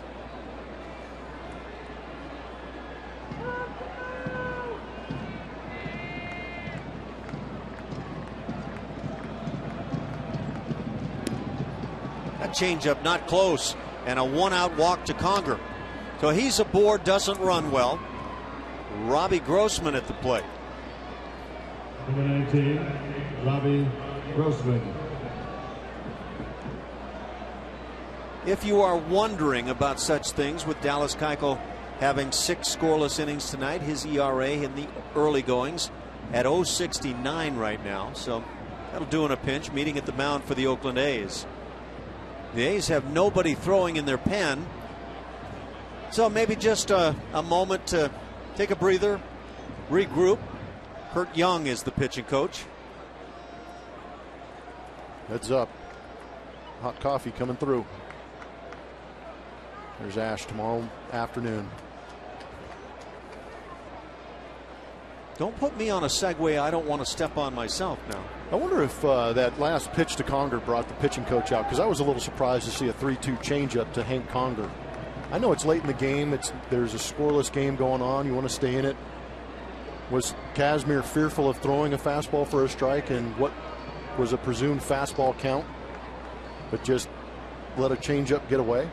Wondering if he has become, to some degree or another, that guy that uses the changeup in fastball counts. And the other thing I wonder is, in the scouting report, is Hank Conger the guy that you don't want to throw a fastball to in a fastball count with big time power? That's what I wonder too. That's a good question to be asking right there. Infield has shallowed up a bit up the middle. One double play turn on the night, that turn by the Astros. Altuve and Lowry getting it going. Interesting to note too, with only 3 guys on the bench for the Houston Astros, this might be a situation where you pinch run for a guy like Hank Conger, but with a limited bench, it's really not an opportunity to go down there and do that. Josh Fields, as Blummer's talking about it, has joined the ball club to make an extra man now in the bullpen. So A.J. Hinch has a little more strength, a little more firepower out in the bullpen. And now two arms, a righty and a lefty, get it loose for the Oakland A's. The lefty is Abad. Let's see who that right-hander is. Fly ball right center field. Coming on to make the play is Ross. And two down here in the seventh. It makes you wonder what that conversation was earlier with Kazmir. Those two pitchers got up in a hurry. Yep. The right-hander is Scribner. And they are firing. Yeah, that is get it loose in a hurry, guys.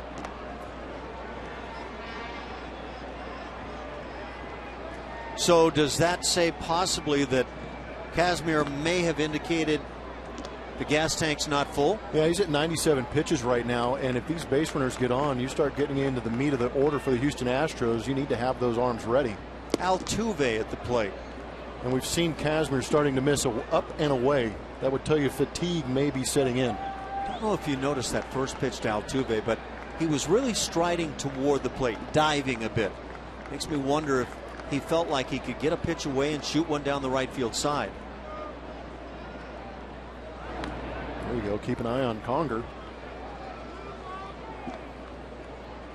Yeah, that's good strategy. It's usually that kind of flawed thinking that will cause a throw to go down the right field line and a couple of bases will follow. Slide step. You know what that does for me now sitting in the booth is it makes me question my prognostication ability. I'm like, I don't think Conger's going anywhere, but he keeps picking. So now I often feel the urge to go double check the stats and see if he's somewhere along the line stole 20 bases somewhere that I don't know about. We've missed something. A shot up the middle, base hit, second on the night for Jose Altuve. Stopping at second is Conger. It's 2 outs. And Valbuena coming to the plate. We mentioned with the first hit on the night for Jose Altuve that he's hit in 27 straight against the Oakland A's. So he stays hot. That batting average now over the 300 mark. Jose at 313. And maybe getting ready to start scorching. Well, he's facing the right team. He loves hitting against them.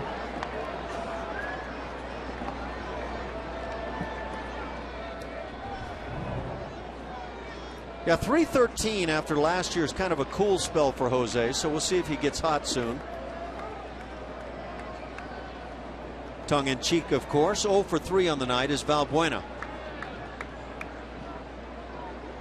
And as long as Scott Kazmir is still out there, it'd be nice to mention Jason Lane was the other Skeeter to make it into the big leagues. Yeah, Bill Brown with the assist on that play. Very much so. Thanks, Brownie. Valbuena fouls it back. By the way, just to allow you to feel good about yourself. Yeah, can you help me out? 0 stolen bases in the major league career of Hank Conger. He's been caught 3 times, so he is a threat to run, just not to make it safely. He was called him a threat. That's great. We jest, of course.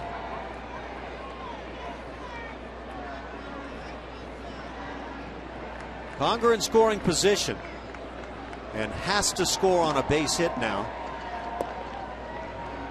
It's a ball and a strike. 0 for 3 for Valbuena, as we mentioned. That batting average at 208. 5 dingers. He's kind of that dichotomy. Good power, but not getting on base at the rate you'd like.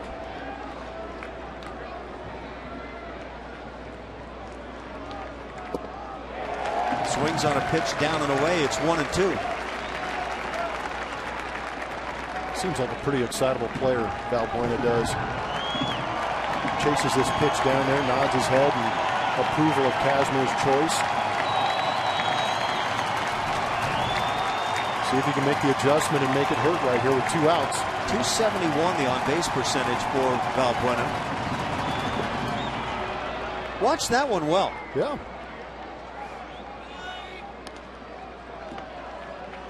As ball players, you watch guys how that front side reacts or stays quiet when you take a pitch. No, that's such a good point. As teammates watching your friends up there hit, if you see the way they take a pitch sometimes, you can almost predict how well of a game they're going to play. 2-2 the count. Ground ball goes foul on the first base side. The thing about it is, if you can keep that quiet front side when you take a pitch, close or otherwise, then you put yourself in a position where you're not fooled on the breaking ball. It's not easy to do, but it is what you aspire to as a hitter. And that's why you notice it as another hitter. When you see another guy doing it, you're like, oh, see how soft that front side was? See how quiet he was when he took that off-speed pitch just off the edge? So if you were to watch George Brett when he hit 390, probably as soft as it could get on the front side. Going through on the pitch up and in. Valbuena down on strikes. 7 on the night for Kazmir as he gets out of the 7th.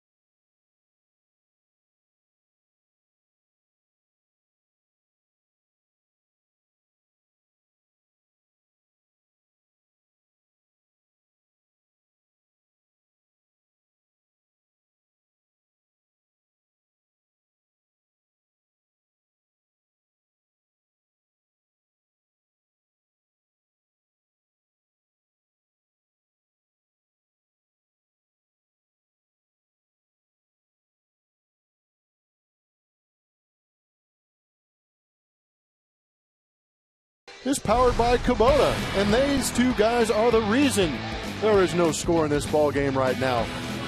The beard of Keuchel has gone out there and done what he does. Worked the edges, worked down a couple of strikeouts, a ton of ground balls. Got himself a big double play off Zobrist's bat right there. Got a little help from Valbuena at third base, and then Kazmir's doing a great job matching up with Keuchel. Working that outside corner, has a great changeup today, getting some key strikeouts when he needs them.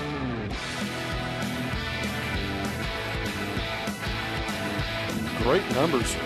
Pretty impressive stuff being put up. Keuchel, 73 pitches through 6. Starts things here in the 7th inning in this scoreless game. Billy Butler at the plate. He's the cleanup man. 0 for 2 with a ground out and a fly out.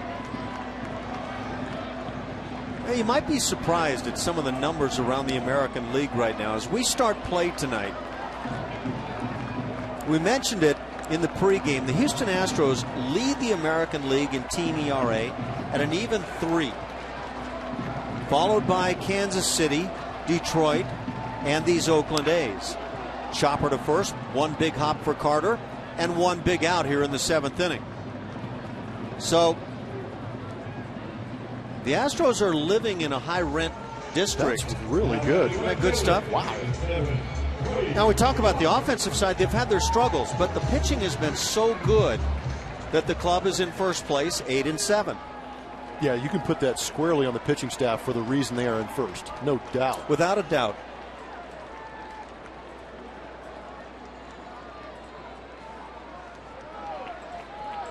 Pitching staff for the Astros, as this ball is driven but foul, has a whip of 1.087. The staff. The entire starting staff or the entire staff? Entire staff. Wow. That's a number you don't see too often. Yeah.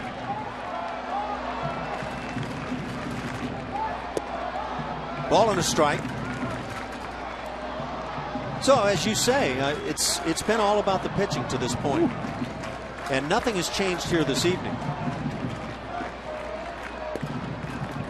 Question is, how long can your pitchers go on working at a rate even close to this if the hitters don't get their act together? I don't know. You hope when that time comes that the bats come around and pick them right back up. Change up on the 2-1. There's a pitch for you. Cody Ross at the plate. 3 strikeouts for Dallas on the night.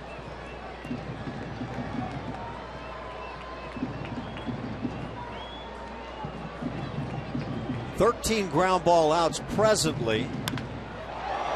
There's a fly ball deep to right field. Springer on the move and makes the catch just as he crossed onto the warning track. So Ross gave it a ride, but that's 2 outs in the 7th. Ho-hum, another great play by George Springer going back. Saw that play in Texas where he took away a home run, but playing a shallow right field with a pretty strong right-handed hitter up. Goes back nicely. Knows he's got plenty of real estate. Makes the snag.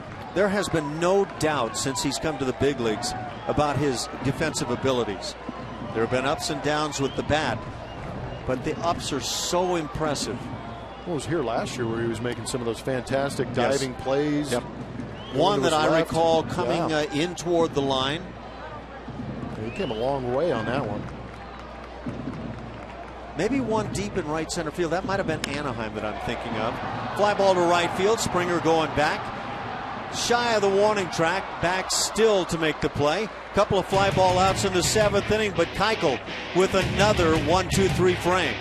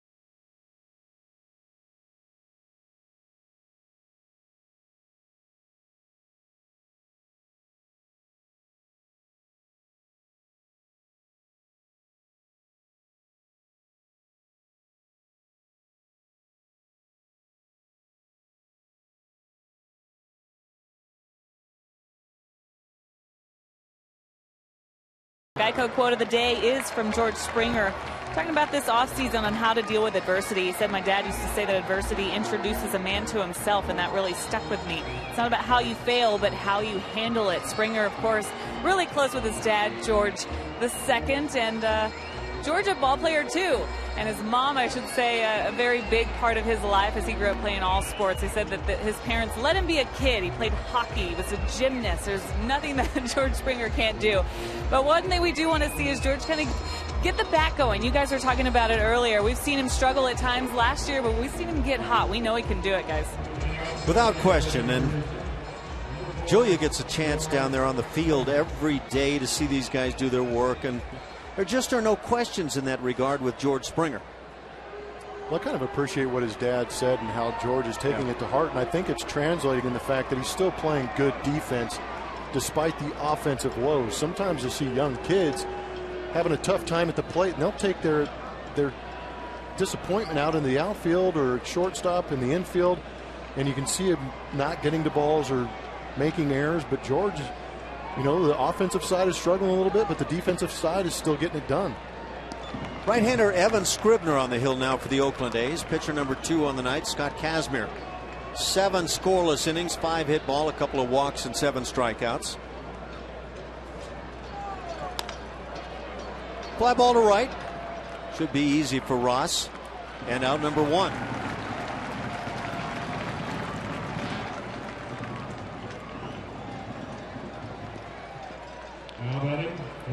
Evan Scribner's numbers on the season. Giving up a bomb to Valbuena. Fastball, slider, curveball. What is it about San Diego pitching now that the Astros are loaded with guys that pitch for the Padres? Scribner came up originally with San Diego. That in 2011. Jed Lowry at the plate is 1 for 3.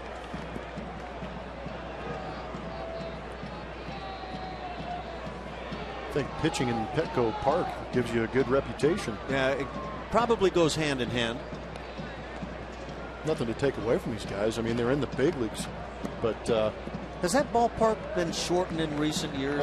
The right center field gap used to be $4 billion, and now it's only about 400.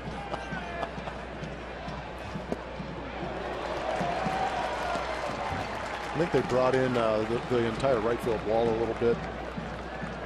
It was a beast of a shot to get it out of there in right center field and straightaway right field. Batting practice, you could even crush it and come up shy? Yeah, it would take me a good 2-iron to get it out. Fly ball shallow in left field. Canna comes on and makes the play. I guess you could say that was a can of corn. Can corn. Looking for games on certain days of the week with giveaways, your favorite rivalries, or maybe a little of each?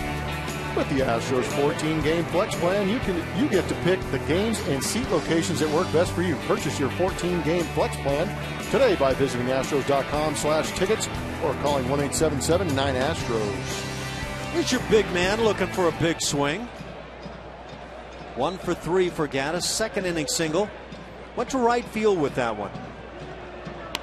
Curveball drilled up the middle. 2 hits on the night. And that's a good sign for Evan Gaddis. Hit number 6 for the Astros. Stayed on that breaking ball nicely. Pinch runner coming in for him too. So it is the 8th inning. It's time to score if you get a chance. Marwin Gonzalez is the pinch runner.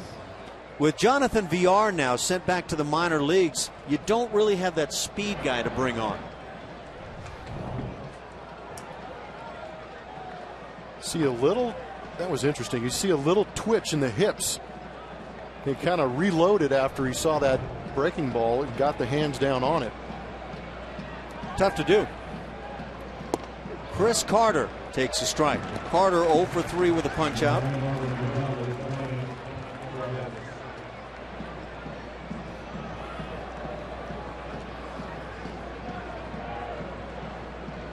Fernando Abad, the left-hander, continues to throw in the bullpen down the left side for Oakland.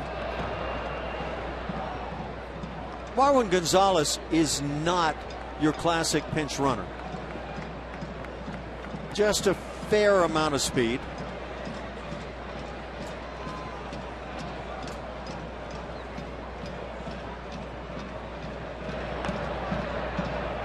Yeah, I'd agree with you, Ashley. Marwin Gonzalez is not your prototypical pinch run late in the game base stealer.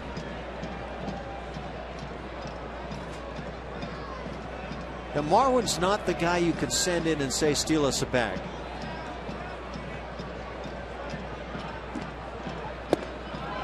Carter appeared to be a hair tardy there. 0-2 the count.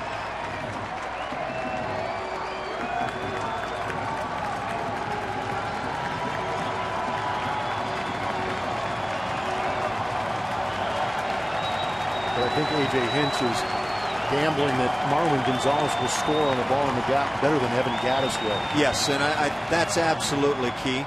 And Marwin takes off on a pitch that's low and now is hung up.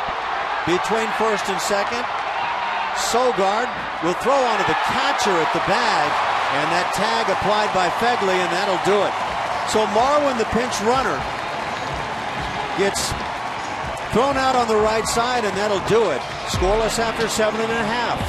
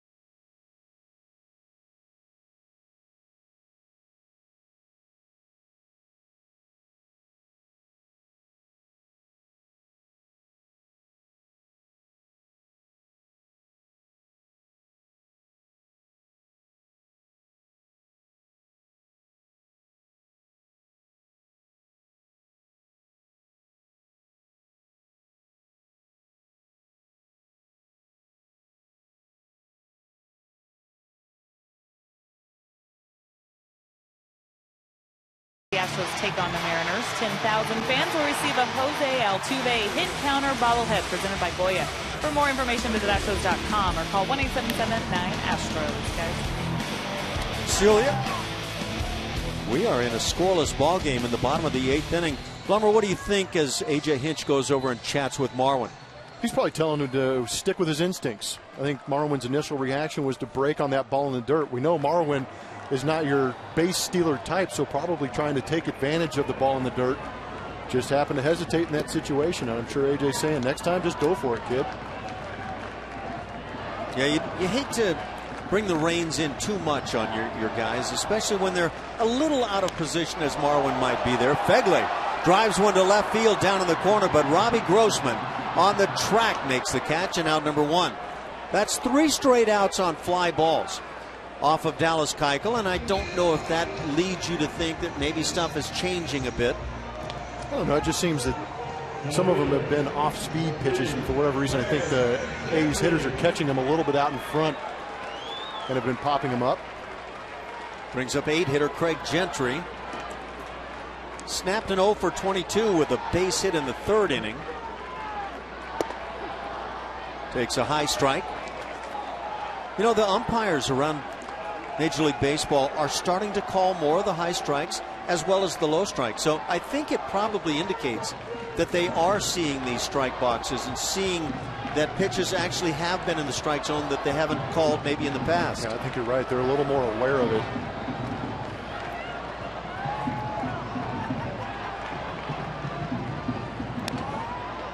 Chopper is foul. No runs, 6 hits for Houston. No runs, 2 hits for the Oakland A's. No errors on either side. The Oakland A's offensively, I mentioned earlier that they've been a pretty good offensive club. They come into tonight hitting .280 as a club, 3rd best in the league. On base percentage is 4th at .337. And down on strikes. So Gentry is the 4th strikeout of the night for Dallas Keuchel. 2 down here in the 8th. Take a look ahead on our progressive upcoming schedule. First of a 3-game series over the weekend here in Oakland before heading down south, staying in the state of California and ending up in San Diego. Be a beautiful 3-game set down there, of course, before the team heads back to Houston. Stay in the division and play against the Seattle Mariners, which they just took 2 of 3 from, and face the Texas Rangers, who had a new acquisition today. Well, they got somebody on the official, but they got somebody on the cheap, right? Yeah. 9-hitter Eric Sogard at the plate. Well, yeah, Josh Hamilton is now a member of the Texas Rangers. So the Angels apparently didn't want him around. Really didn't want him around. To the tune of, we will pick up a majority of that contract. What was it, about $60 million worth? Well, I think he has $83 million left on his contract, Josh Hamilton does, and the Rangers will be picking up only $15 million of that. So the Angels will be on the hook for the rest. So basically saying, I'm not sure if that makes sense. Here, you go ahead and leave town. We'll spend $60-some-odd million to make it happen. Is that not incredible? Seems like you could get better rates on airfares. What's to be determined? Those 3 years he had in Anaheim were not stellar by any means. Yeah, you're right. But a lot of people are banking on the fact of him going back to a comfortable situation where he had a lot of success, that he will be able to regain that success. Pitch foul down the left side. Are the Texas Rangers a ball club that doesn't appear to be destined to win this year? Trying to make one of those grabs that just might catch lightning in a bottle. It's going to make a splash, that's for sure. There's going to be a lot of interest on that ball club if he makes an appearance with them, if and when. Right-hander Tyler Clippard getting loose in the A's pen, and he's the closer presently for Oakland. Sean Doolittle, their closer last year, has a tear of some sort in his left shoulder, and they're hoping to have him back in a month or so. Two-hopper to second. Altuve with the play. And that'll do it a 1-2-3 eighth inning. Dallas Keuchel is rolling and hasn't had a base runner against him since the third.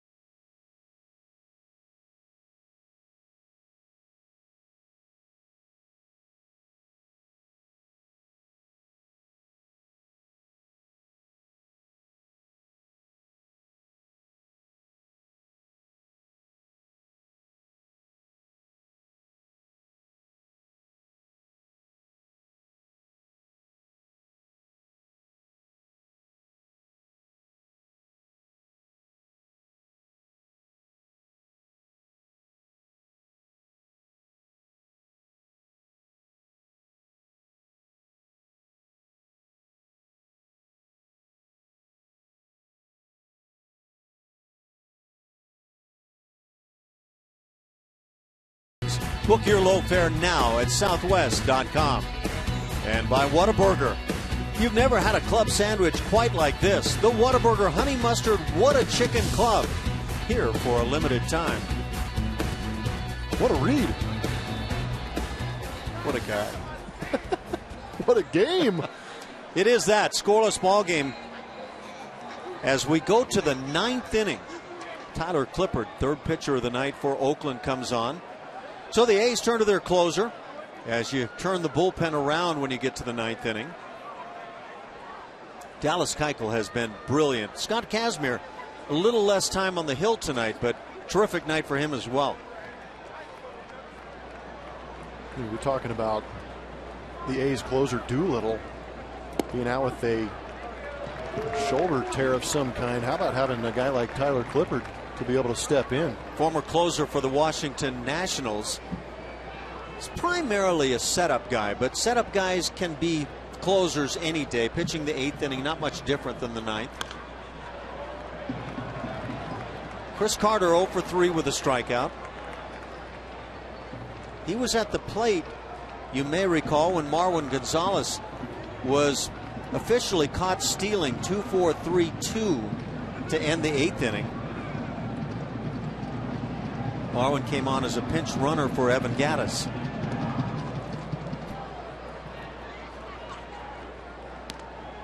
Fegley not handling the hanger.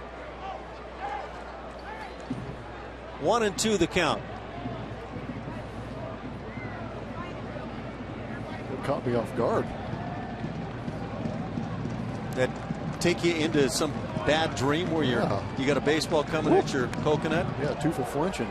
I thought he was giving his best Floyd Mayweather impression by giving that thing a left hook. You ever do that? You ever have those dreams where oh man, you have to flinch and catch that ball in the middle of the night? Yeah, and my wife is not happy when that happens. I imagine. Get a corpse my big flugging around. It's not good. She always asks me, she's like, what is wrong with you? I'm like, babe, I go, that ground ball took a bad hop. Yeah, are you ever hitting when the ball's coming and you take your best swing? As Carter just did and ropes one into left field.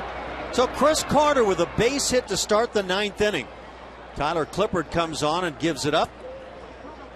Yeah, now we'll see how the Astros play this one. They pinch ran for Evan Gattis in the eighth. Again, no more Jonathan VR on the club, back at AAA. Looked like a changeup. Clippard tried to get on that outside corner, but pretty good looking swing. Really good. He stayed back and just nice quick hands. Not trying to do too much. By the way, that bench for the Astros now has Jason Castro and Jake Marisnick, and Marisnick not in there tonight because of a sore hip, so don't know if he's even available. Colby Rasmus at the plate, 0 for 2 with a walk. And if you're wondering why not the bunt, last sacrifice bunt came a few years back.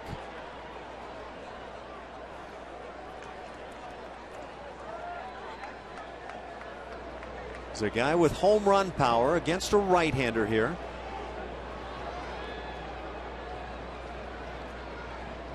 Now, touch on another issue. There's the bunt. It's fouled back. Bunts are not as easy, number one, as you think. And number two, when you've got Chris Carter at first base, he's not easy to bunt over. And again, I feel if you're going to bunt or try and bunt for a hit, whatever the sign was or whatever Colby was thinking, I would much rather see this happen earlier in the count without a strike on it. You foul that off and you're digging yourself a hole in an 0-2 count, and you're just at the mercy of the pitcher to do what he wants with you right now. And that hole that you've dug is 2 strikes deep right now. And make it 3. Colby's second time tonight strikes out on a pitch up and in. 1 out, and still at first base is Carter. And I agree with you too. If you've got a guy like Chris Carter who runs okay for a big man, but you still got to make a pretty good bunt so they don't get that lead runner. You know, and sometimes clearly the speed matters, but reaction also matters. And I don't know that Carter, a middle of the order guy, is accustomed to being a base runner that gets bunted up. Yeah. You really have to anticipate that ball down. Hank Conger turns to the left side of the plate. He's 1 for 2 with a walk.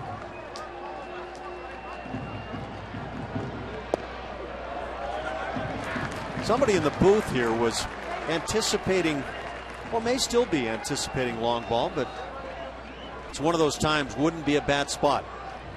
That would have been a good first pitch fastball for Conger to drop the head on. 0-1 the count. It's kind of that time in the ball game where if you can get one to handle it.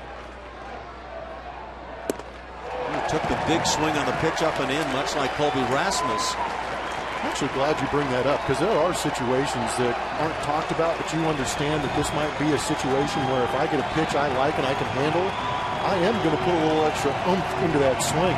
It's understood, like you say, and sometimes a manager or a hitting coach will just give you the look or maybe say a word that you understand when you're heading out to the on-deck circle. Now's the time. This is where we're looking for it. Yeah, it's one of those unspoken things in baseball where you know. Yep. This would be a great time. If you got one you can get a hold of, go ahead and unleash it. We talk about the not trying to do too much a lot in baseball, but there are times when you turn the dial full bore up and you let it you let the dogs hunt a bit. Well, I was just going to say, you let it eat.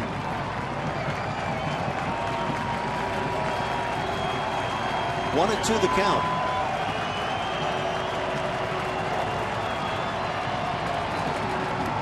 Half swing. And getting a piece, Conger.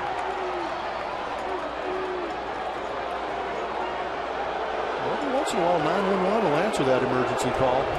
And luckily for Conger right here, he got a little piece of it. Good catch by Cedarstrom right there in the armpit. He's a strong reactionary umpire. Yeah.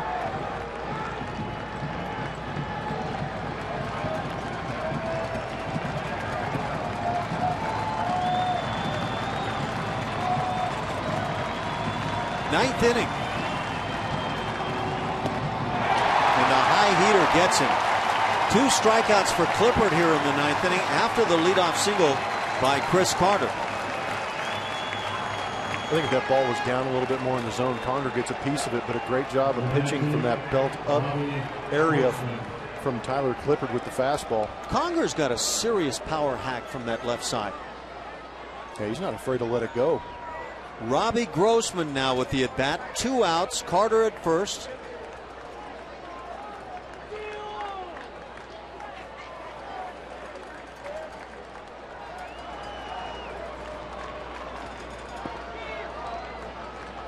You know, it's an intriguing philosophy that you always are dealing with juggling. Do you want that extra man on your bench, or do you want the extra man in the bullpen? And right now, the extra man is in the pen for Houston. And that extra man, Josh Fields, is a big-time arm. Robbie takes a good swing, comes up empty. Yeah, he's joining the bullpen that's been showing some really good arms. Boy. Yeah, great stuff from the bullpen to this point. I mean, the benefit of having Fields out there is the depth that A.J. has to work with. Dallas Keuchel hasn't needed a bullpen tonight, but the Astros need some runs, or at least a run, to make that stand up. Well, Keuchel has 96 pitches on the day, and you can see right now that the bullpen is just hanging out and enjoying the show that Dallas is putting up. Well, that says what? One more inning for Dallas? Absolutely. I'm sure in the next inning, depending on the situation, there may be some guys getting loose. But if things go the way they've been going for Dallas Keuchel, he's going to go out there for guaranteed one more inning. By the way, that bullpen for the Astros so far this season has a group ERA of 194. So, pretty phenomenal. Take that. They are second behind Kansas City. You won't believe their number. I think I just glanced at your computer 3 times to make sure I read that right. 052 for KC. Okay. Ground ball to second. Sogard on 2 hops. Gets the force at second, and that'll do it. Inning started with a base hit by Carter, but he's stranded as we go to the bottom of the 9th inning.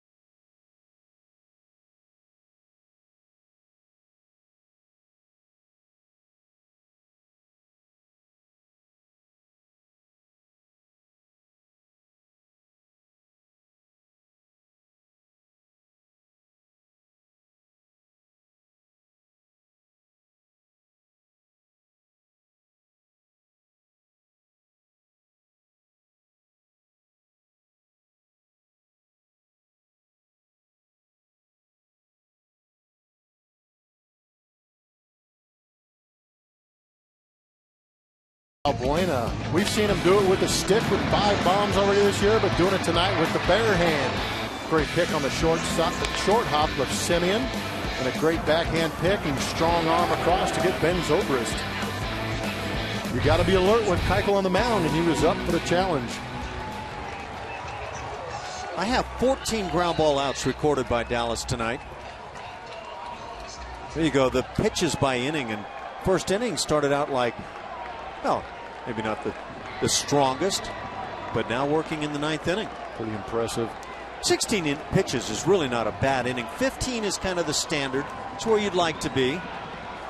But he can create some quick innings very well. Leadoff man. I'm sorry, go ahead. No, you got it. Well, he's around the zone so often. I think that first time around, you kind of feel him out, but then you realize you got to attack Keuchel early, and that's why you get some of those quick pitch innings. And a strike at the knees. It's a ball and a strike. Marcus Semien at the plate. 1 for 3 on the night. A 3rd inning single. Got as far as second base. Ben Zobrist grounded into a key double play in that inning.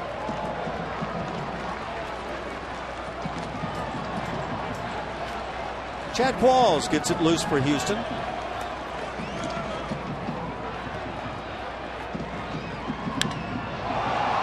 Fly ball center field and deep.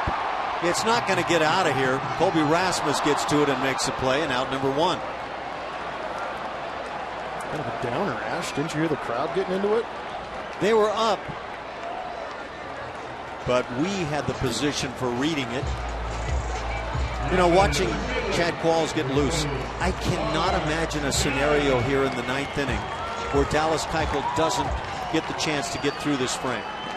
Yeah, I agree. The only situation maybe with a couple runners on. Yeah, I wonder. But, I mean, I still think, I agree with you. I know what you're saying is you're leaving Keuchel out there to win or lose this game. He's become the ace. He's the #1 guy. And I think you owe that guy a chance to get through his inning. But that's just me. No, I totally understand where you're coming from.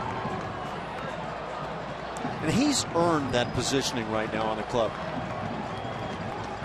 Ball and a strike. How about Keuchel and McHugh kind of being forced to mature maybe a little more rapidly on this Houston Astro ball club than he would on maybe another rotation they'd be in. And boy, they've taken it on, haven't they? Absolutely. It's fun to watch. Mark Canha at the plate has drawn a walk. That could have come up and gotten some lips.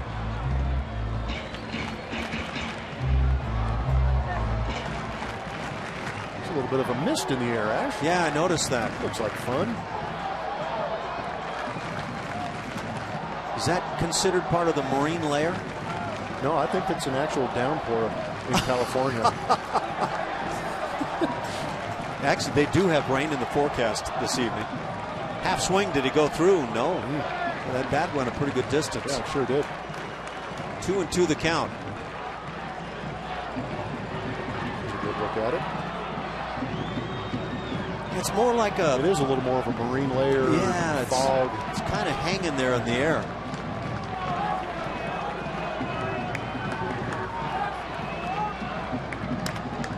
Change up. Shallow fly ball to right field. Springer puts it away. 2 down on fly balls in the 9th inning. Masterful is Dallas Keuchel.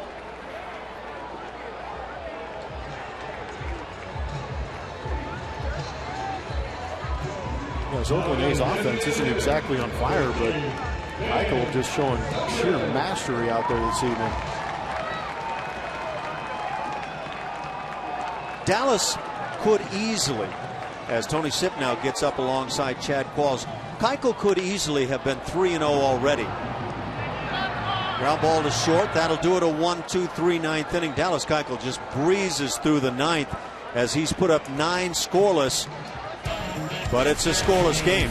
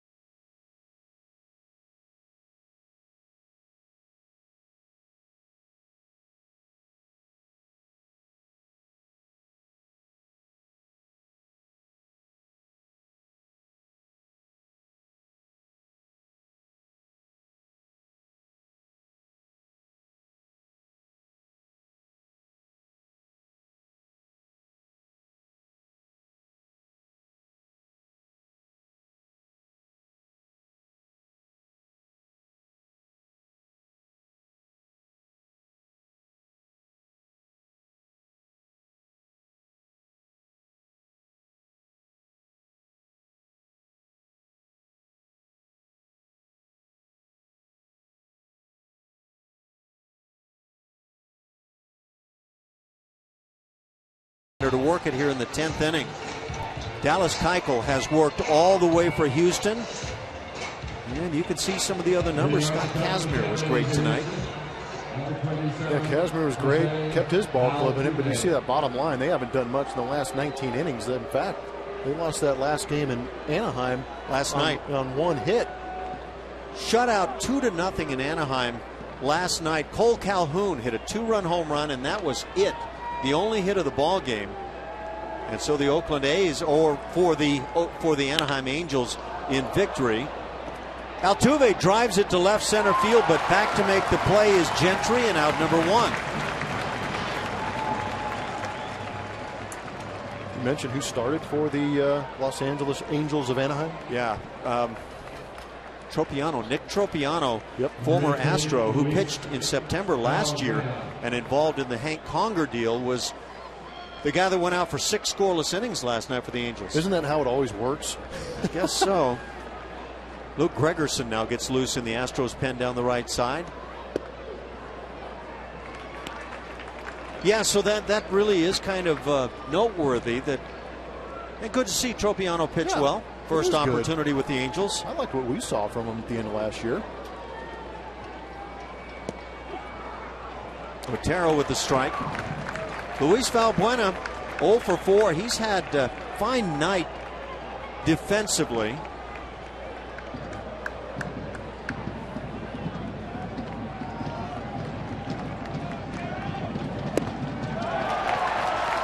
And Valbuena down on strikes, second time tonight. 2 outs as the bases are empty for George Springer. A's are beating a couple of these Astros with strikeouts with high fastballs. That's the second time we've seen Valbuena get beat with the high cheese. Yeah, and I don't think by mistake either. Yeah. I think you're right.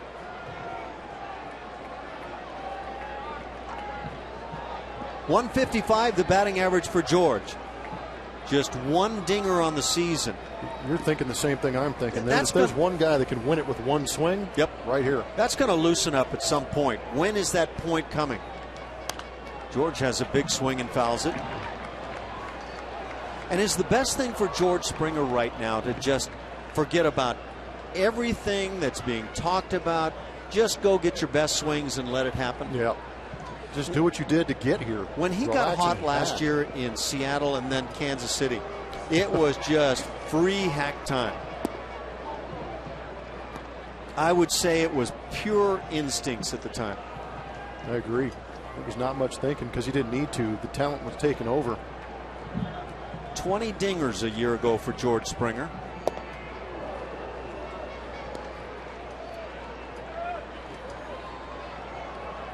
I sometimes wonder if at some point George is going to find a way to get that right foot, the back foot, to be a little more engaged in the swing.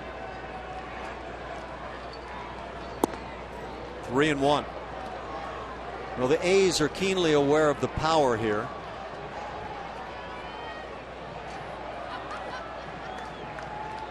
By the way, the strikeout of Valbuena, number 10 on the night of Houston hitters. George lines one down the right field side. That'll go to the wall. Extra bases for Springer. Flying into second base. Has a 2-out 2-bagger as Jed Lowry will come to the plate. And that's the George Springer we look to see. I know George wants to hit every ball out of the ballpark, but this is still just as effective to help your ball club when you can get on base and hit a rocket the other way. You can see he really kept his head down on that ball, wanting to see it as long as possible, and those quick hands rocketed it into that right field corner. Well, you watch that swing. That was letting it fly, and the reaction just did it right. Well, you can see that missed on the screenshot right there. Yeah, to me, if that work by George Springer just becomes reactionary, then you'll get the very best he has to offer. Jed Lowry is not the guy the A's want to face right here. He is 1 for 4 on the night, had a single in the 4th inning. They will give him the intentional free pass. And is there a chance that we wind up with some rain here in this ball game tonight? Jed Lowry getting the old team respect, the intentional walk. He's been swinging the bat well from the right side. They don't want to face him from the left side. I wonder if outside of Altuve, if Lowry isn't the guy that is most feared in terms of just getting a base hit right now. Well, the at-bats for me he was having in Seattle were big league at bats. Every time he was up there, working counts, getting deep, fouling some tough pitches off. He got mistakes and drove in some runs. So I'm sure they saw some of that video and probably got the scouting report, said the same thing, that he's locked in right now, having great at bats from both sides of the plate. You know, speaking of scouting reports, as Kurt Young, the pitching coach, comes out to the mound and now heads back to the dugout, Marwin Gonzalez is the hitter right now. He came on as a pinch runner for Evan Gattis, and Marwin's probably not somebody that the A's necessarily had a scouting report chat about today, but now he's in the ballgame in the largest of moments. Yeah, there's usually a brief chat about who Marwin Gonzalez is if he's not in the starting lineup, but I'm sure it was the pitching coach going out there and reinforcing what they talked about earlier, or reminding Otero. By the way, the double by Springer, just his third on the year. Very good speed at second. And that's key right now. Marwin Gonzalez hitting .249. Dan Otero on the hill. Just misses away.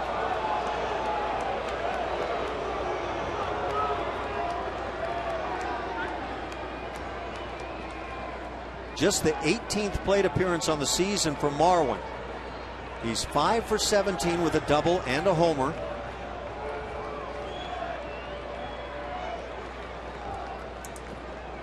I think they've got that number wrong on the board, the 249. I think that's 294. Oh, those are career numbers. Sorry, 294 is the batting average. It's not your fault, Ash. I mean, they've got new scoreboards here at HOU at OAK for the first time since 1968, so those are pretty fancy, and there's a lot of numbers up there. 68. Did you just pull that one out of the hat, or is... Yes, completely. Nice. You might have hit on the year too. And close. I mean, so let's give Marwin the love he deserves. 294 the batting average. And now Marwin with a 2-1 count. So how did the A's come at him here on a 2-1? Waiting on deck, Chris Carter. But that would mean bases loaded if they get that far.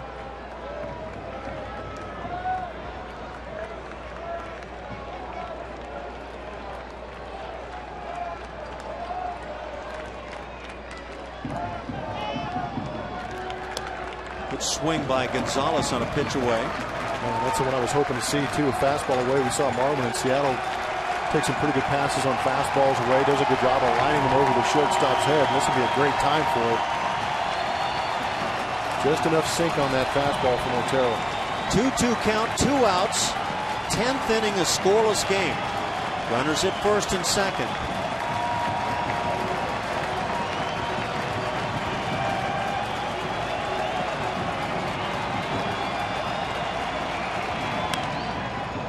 And line but foul. Not much you can do with that pitch, but at the same time you don't want to take it.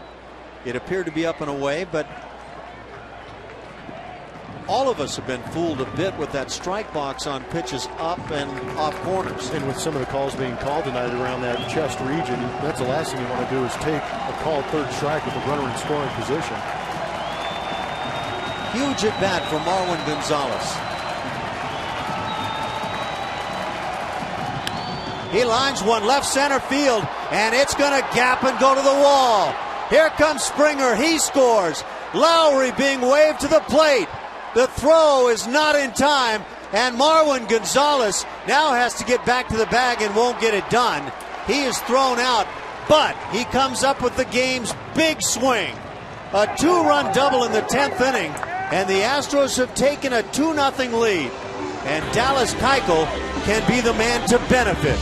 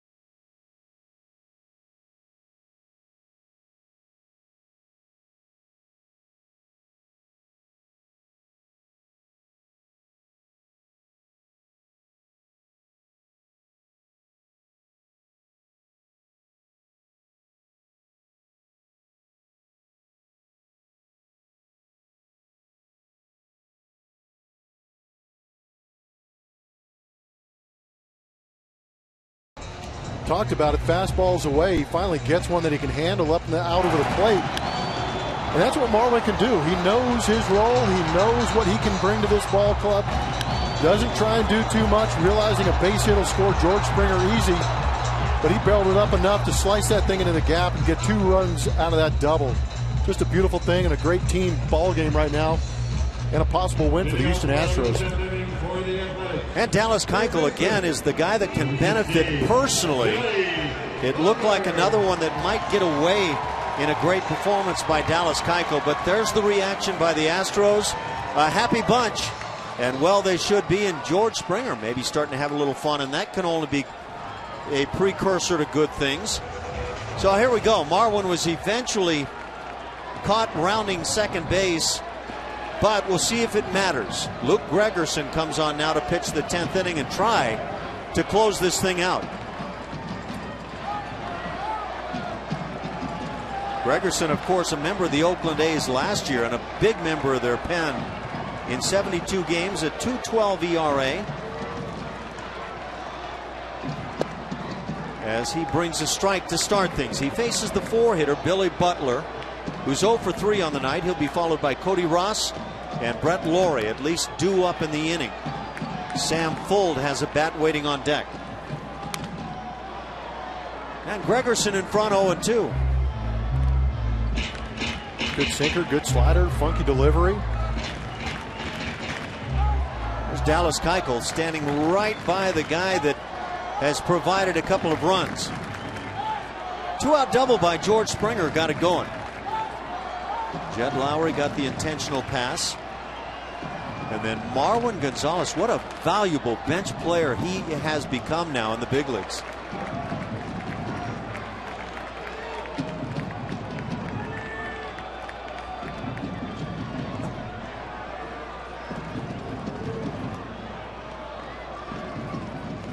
One and 2 the count on Billy Butler.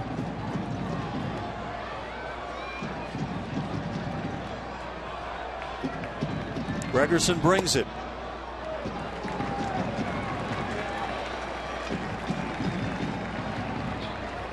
Got a mist falling here in Oakland. Got day games the next couple of days. It's going to put a damper on my walk to Bart. This evening? Yeah. Oh, come on. You can handle that. He's still running, Bart? Where does he go? I don't know.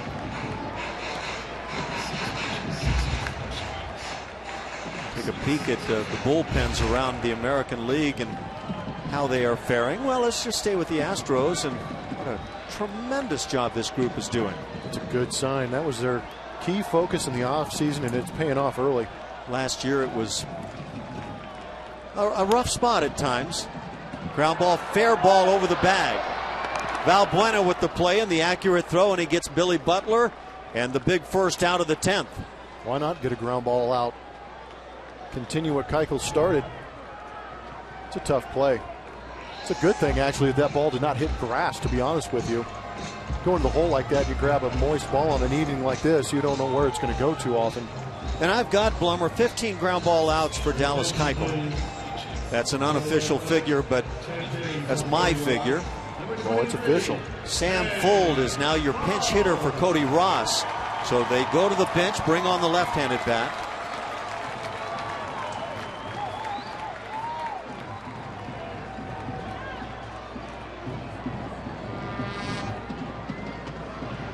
And powerful Brett Laurie waits on deck, so you want to keep Fuld off the bases.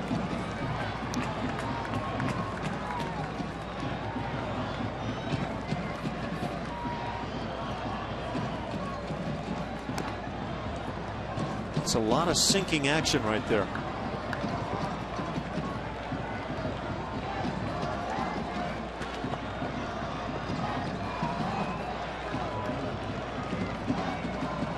Nine hits for Houston, just 2 for the Oakland A's. That's how good Dallas Keuchel was this evening.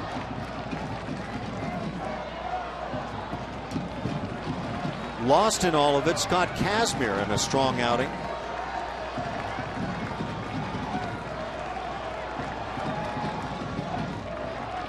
Interesting that Marwin came on as a pinch runner and wound up providing 2 outs on the bases tonight. But what a big swing.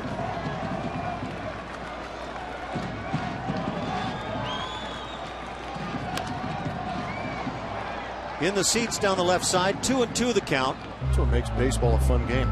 Come in as a pinch runner and decide the game with a swing.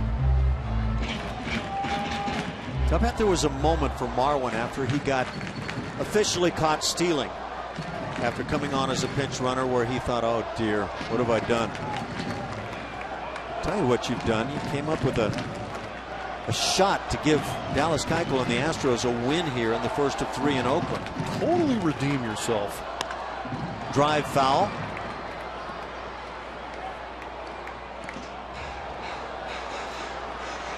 Yeah, it might lead to that conversation that says, be a little more cautious on the bases. But you know what? We love everything else from you. Keep it up. Dangerous spot to be in. You become known as a great bench player, and it's hard to get off that bench.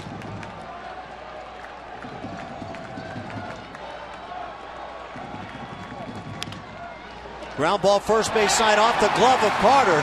It'll be a pinch hit base hit for Sam Fuld. And now it brings up the potential tying run in Brett Laurie.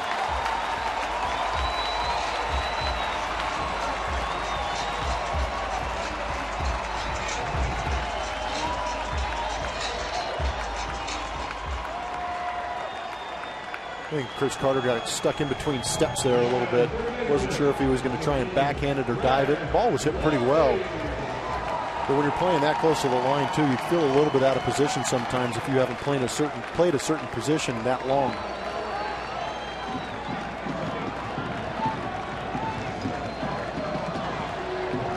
Laurie, a dangerous bat.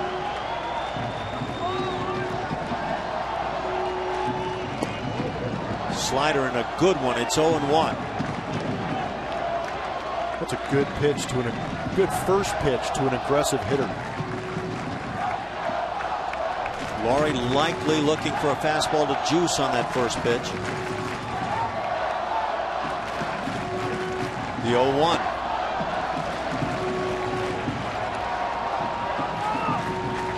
Laurie, a Canadian-born player from British Columbia.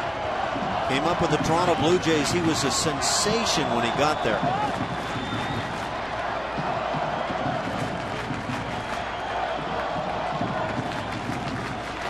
The 1-1.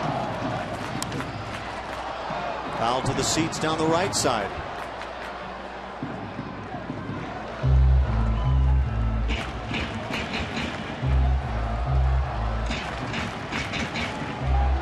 Can be really tough to watch. And again, if you make your living as a pitcher and every W adds up for you, it's scorement time.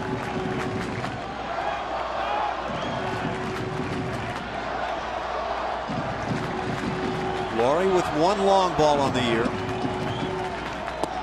And down on strikes. Great slider over the top.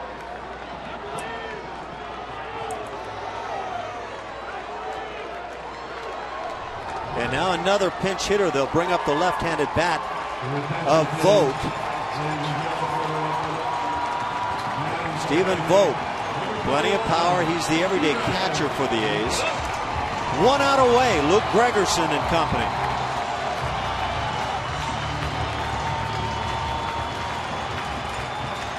And another left-handed bat. Josh Reddick waiting on deck.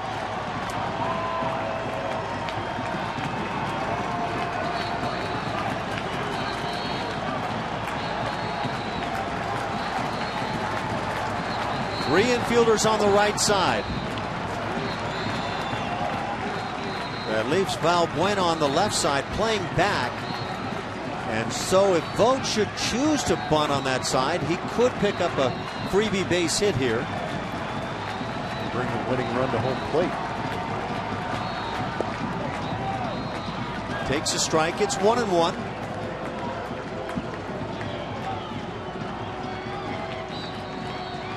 Between Vogt and Reddick, probably each guy with equal power.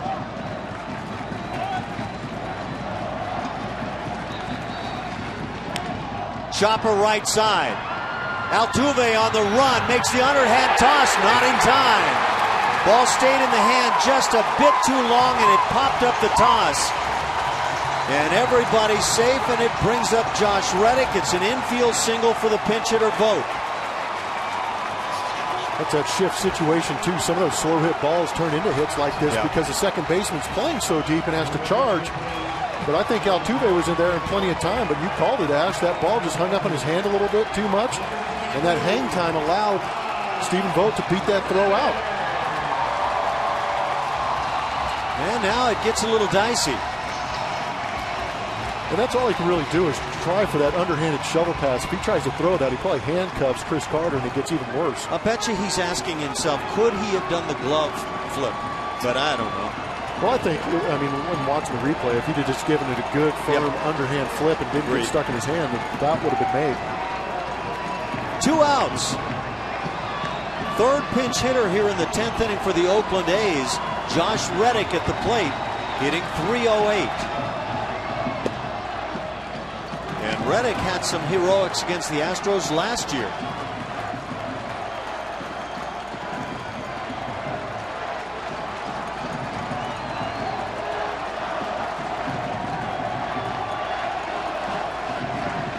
Fans on their feet here in Oakland. Again, 3 infielders on the right side. And a strike is called. It's 1-1.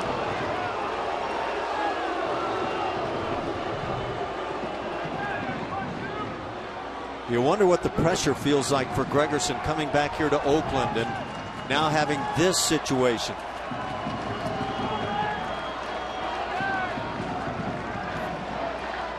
Marwin Gonzalez, a 2-run double in the top of the 10th inning to give the Astros the 2-0 lead. And now Luke Gregerson trying to hold it here.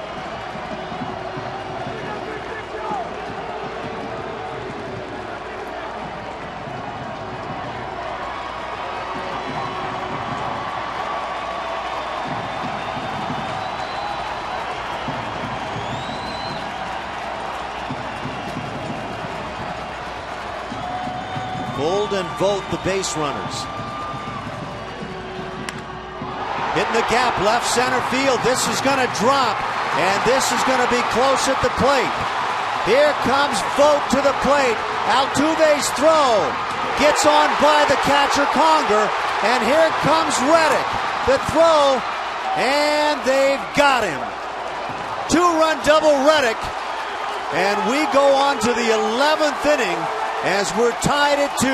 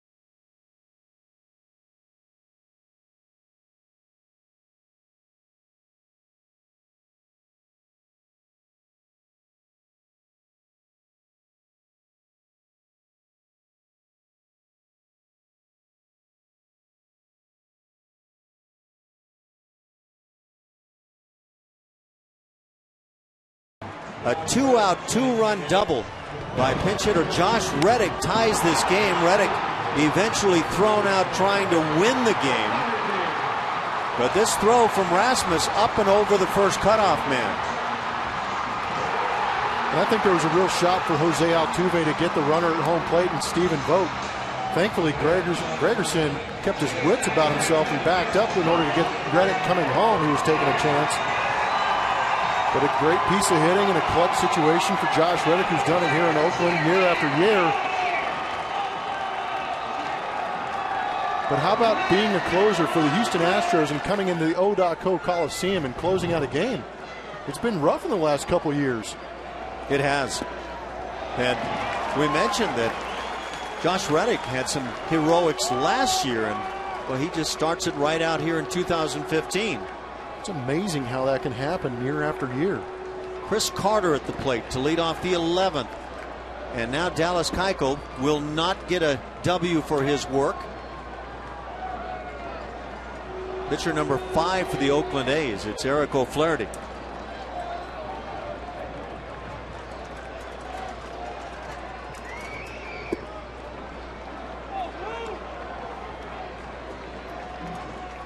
Pat Neshek gets it loose in the Astros pen.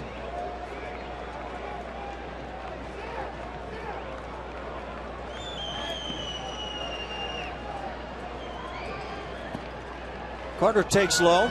3-1 the count.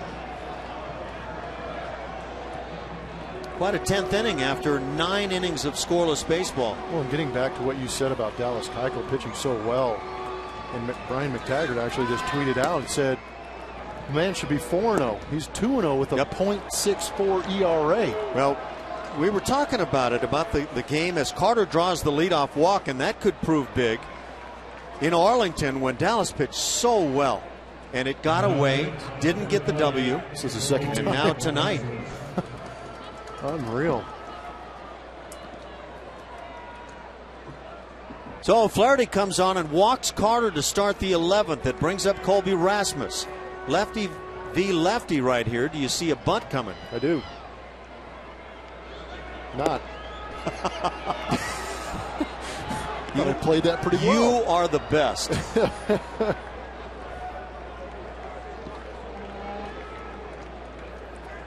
Wow. What a game.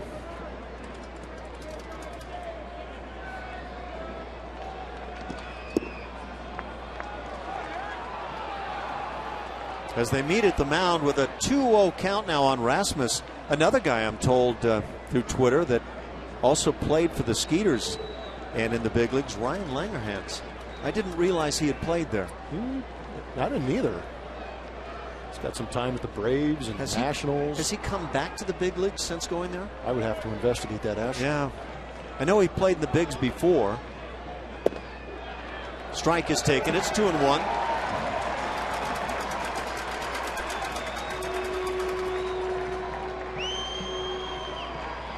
Are you perplexed? 2-0 fastballs being taken? Yes. 2-1 pitch was taken. It's now 2-2 on Colby. Well, no bunt in play. And now a 2-2 count.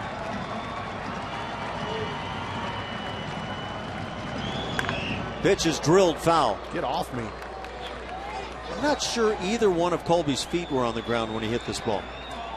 Miguel Tejada would say that's impress. Yeah. Let's see where his feet are.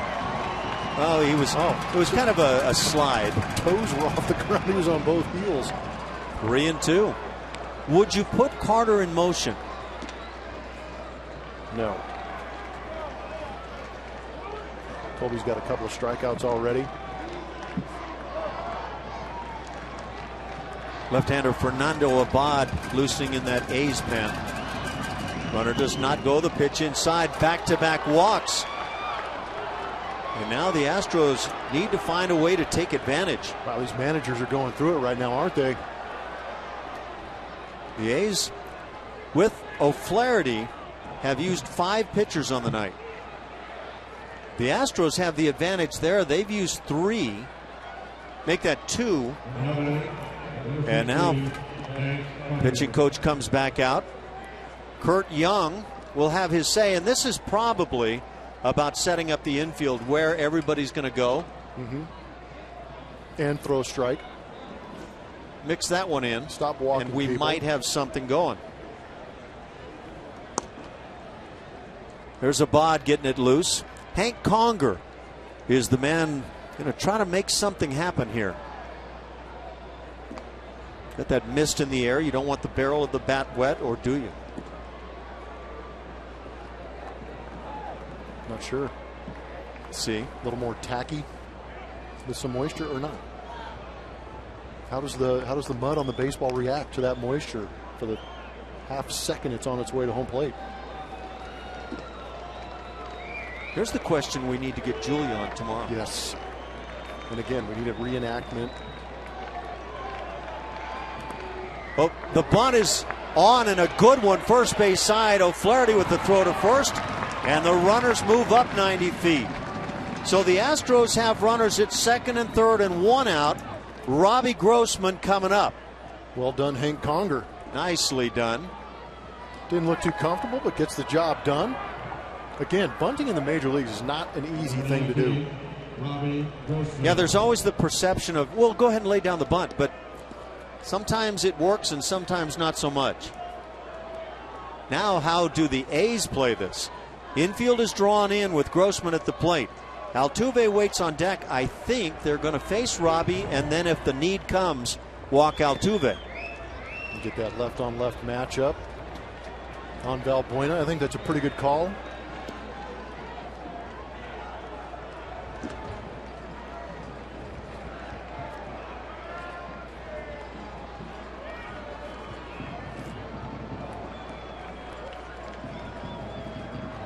Two runs for each club in the 10th. The Astros trying to come up with something here in the 11th. 2-0 the count. Could the squeeze find its way into this game? I'm not sure. That's a tough call with O'Flaherty. I mean, he's not missing by much, but he's still throwing a lot of balls. 3-0 the count. And if he walks Grossman, there is nothing to do with Altuve.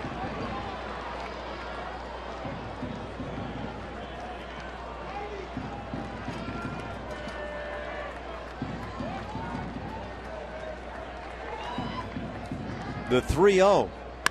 Hit on the ground, through into left field. That'll produce one.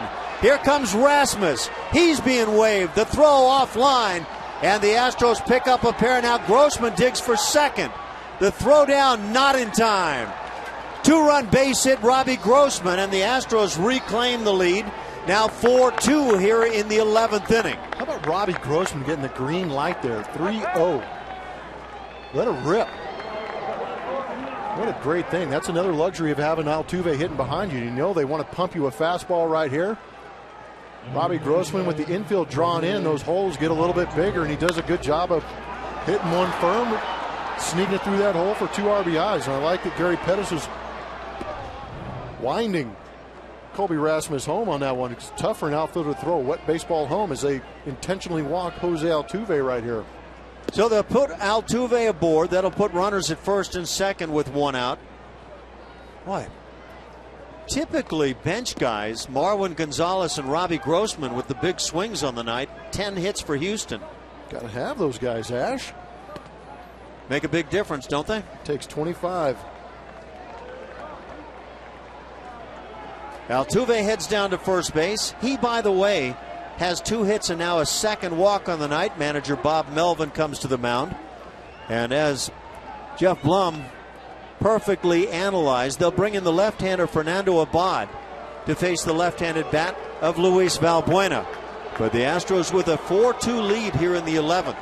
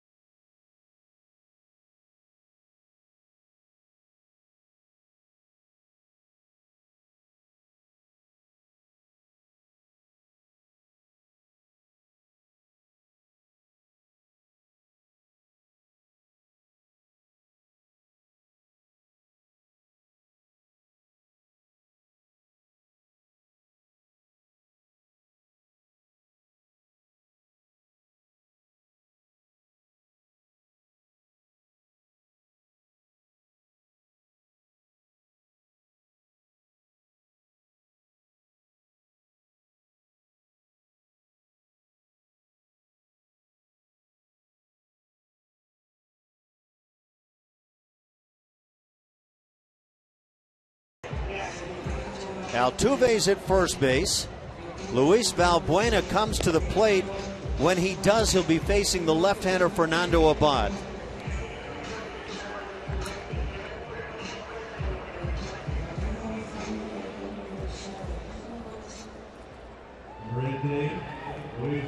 There's Fernando Abad, making his 7th appearance. Relatively high ERA. The lefties are touching him up early this season too. 4 for 11 against him. One lefty would love to do it right now, Luis Valbuena, who's had a long night offensively. 0 for 5, a couple of strikeouts. He's had a good night defensively. Ball hit sharply, but just outside the bag at first. Yeah, that rough night offensively includes leaving 5 runners on.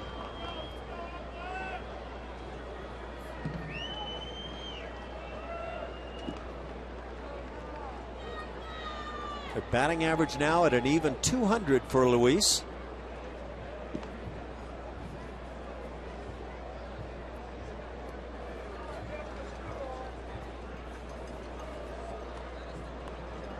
After watching what happened in the 10th inning, it wouldn't hurt to tack on some more here in the 11th.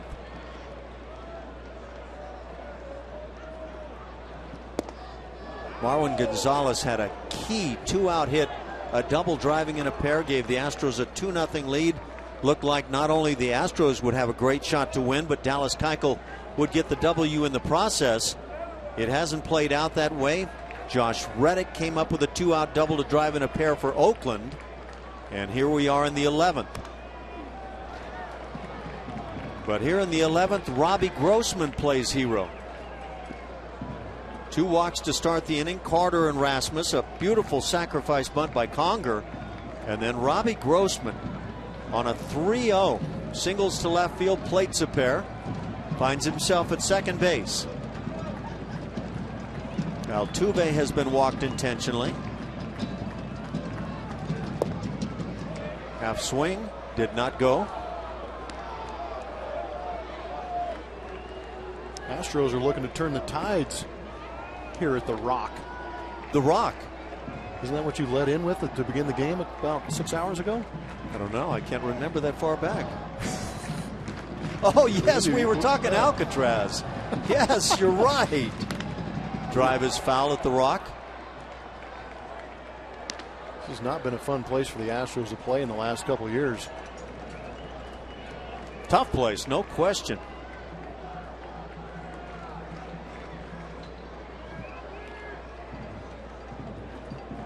In all its beauty. It is a pretty place. The Oakland A's won 11 of 19 games between the two clubs last year. They've taken 2 of the first 3 this year. Battling at bat here.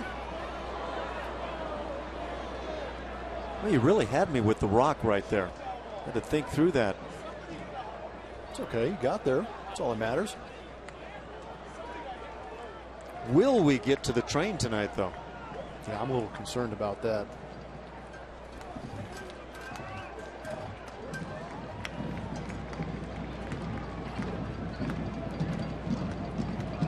Two count.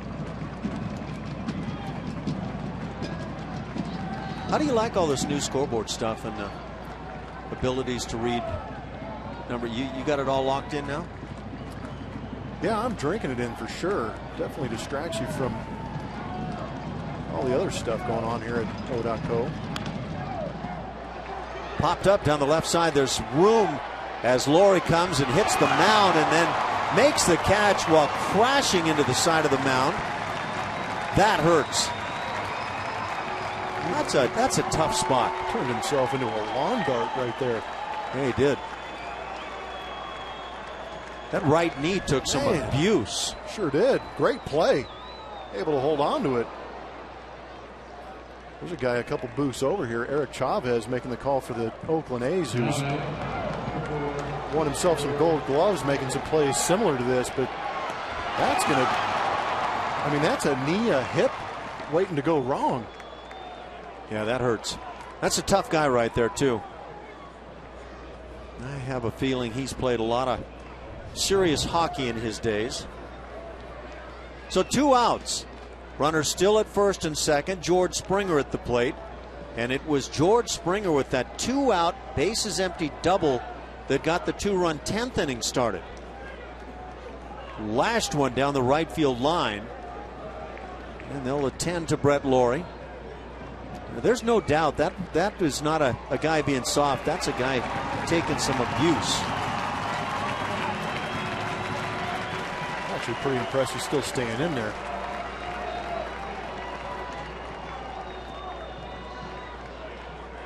And he must have run, what, 90 plus feet to get to that ball? Yeah, it's another good point because that was a long way to go.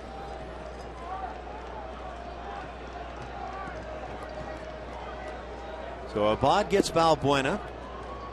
We'll see if George Springer can get another one of those free and easy swings. Easy may not be the right term there.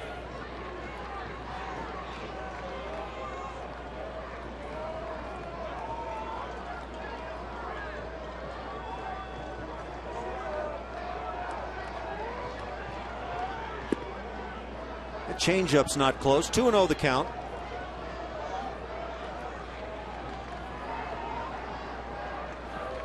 Good time we got back in Houston. 12-16. We appreciate having you with us. Trying to get this W wrapped up. Springer drills one into left field. Here comes Robbie Grossman. He comes to the plate. Throw cut off. 5-2 Houston, and George Springer has hung out 2 line shots in the last 2 ABs. Things might be turning around for George. Good piece of hitting on a pitch down in the zone. Stay down on it, stay through it, rake it into left for another RBI. Maybe some patience paying off right now with George Springer. Letting that ball come to him a little bit, it looks like. That's a good thing. Yeah, I really wonder if these last 2 at-bats, if it just kind of was reaction for George, and forget about all the thinking and what we're supposed to be doing with hands and feet, and just let it happen. Go to hitting. Runners at first and second. 2 outs. Jed Lowry, the cleanup man at the plate. 1 for 4 with a walk. That was an intentional free pass in the 10th inning. Hitter number 8 on the inning. 9 innings of scoreless baseball, and now in the 10th and 11th, we've got some NFL action going on.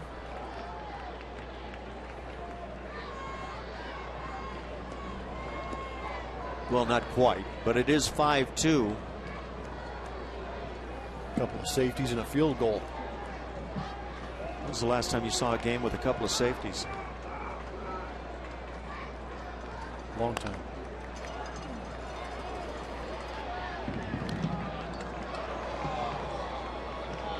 One and 2 the count on Lowry.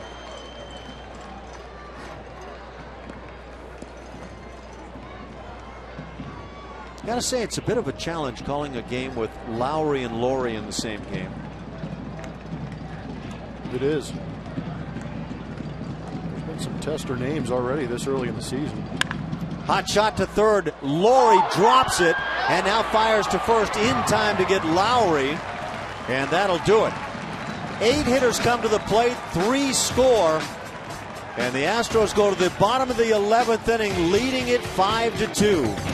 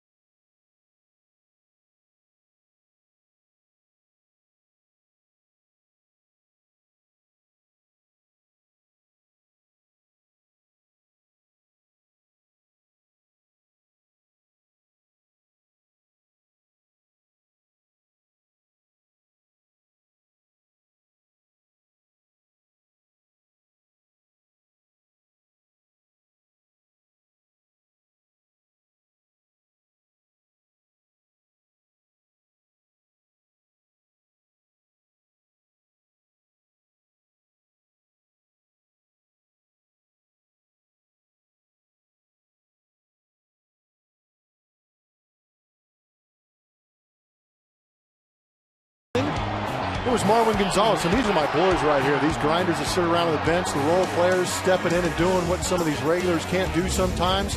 Needed that big hit, and you can see the love they're getting too, because they don't get in there that often, and when they produce, they make a big impact on the game. And Robbie Grossman found himself in a key situation in a 3-0 count, got the green light, and made everybody look like geniuses when you find that hole and drive in a couple RBIs. Now you get to see it. The Astros scored 3 in that 11th inning. Lead 5-2. Neshek is in to close this thing out here at O.co. And he brings a strike on his first offering. He faces the top of the order. It's Eric Sogard at the plate, who lines one up the middle for a base hit to start things.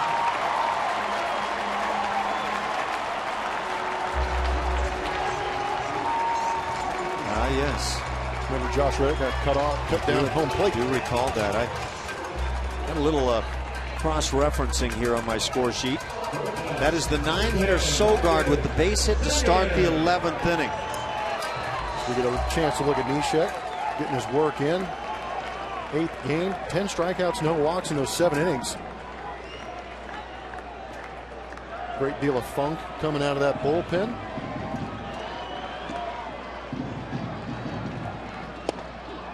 So nobody out. Gotta find an answer for these A's. Marcus Semien at the plate. He is the leadoff man. It takes just under the knees. That pitch was close.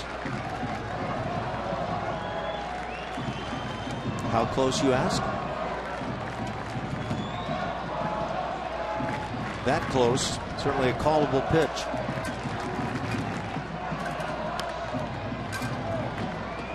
One and two now on Semien.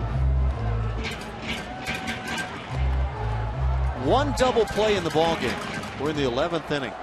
And that one turned back in the 3rd inning behind Dallas Keuchel. Huge, started by Jose Altuve on Ben Zobrist, who was batting with the bases loaded and 1 out.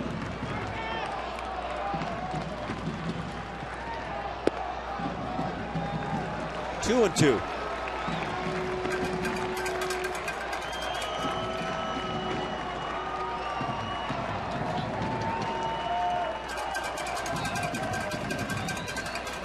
Great chance tonight for the Astros to win a game and improve to a couple of games over 500 as Semien falls it back. But Blummer, I would say that for us being around this club every day and watching and seeing things that could be, to see George Springer start swinging it the way he has the last 2 at-bats, maybe as large as anything we're looking at.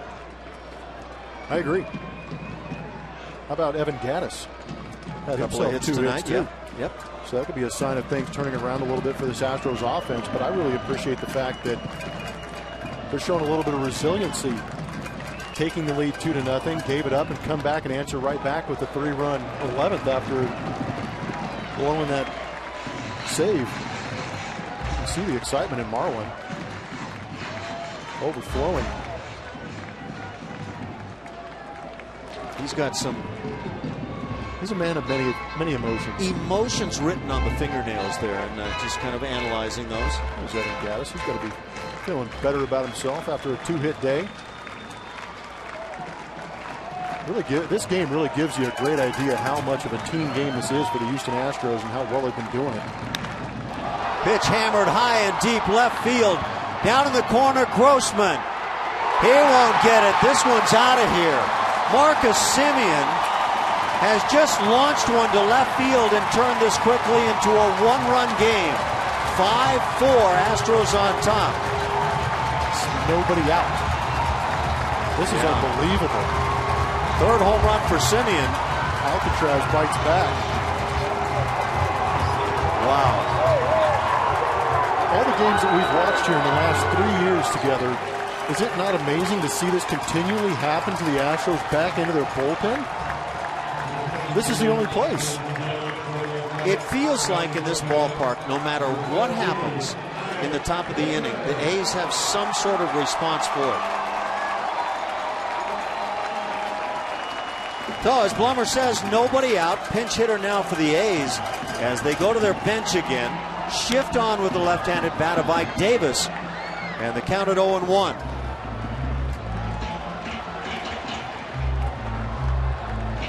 Wow. Yeah, that's really all you can say, isn't it?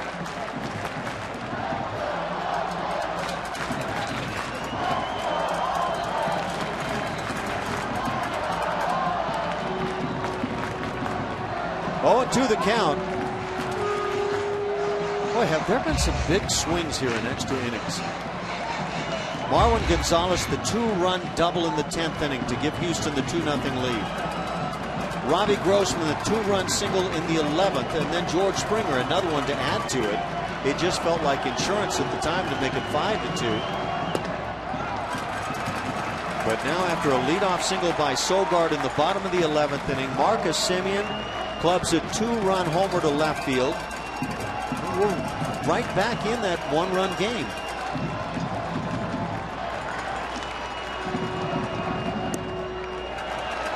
Two and two the count. It's important to note, too, that Ike Davis is their last position player. Yeah, they've hit the bottom of the bench. They have also, the Oakland A's, used 6 pitchers in the night, 5 from the pen. The way Ike Davis pitched the other day in Anaheim, Bob Melvin's probably thinking about bringing him in. Shift on. Ike Davis finds the answer as he shoots one through the left side. Still nobody out. And now the 3, 4, 5 spots coming up.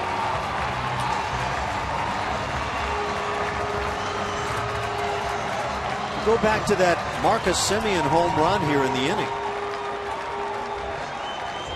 It's just a hanging slider. That's the old cement mixer that usually gets a swing and miss, but this one right here barreled out by Marcus Semien. Clipped it out in front and just snuck it over the fence. And that's just a good piece of big league hitting by Ike Davis. Yeah, that's a shift buster right there. Brett Strom, the pitching coach, going out to the hill. What do you say? Settle down here, get back to basics.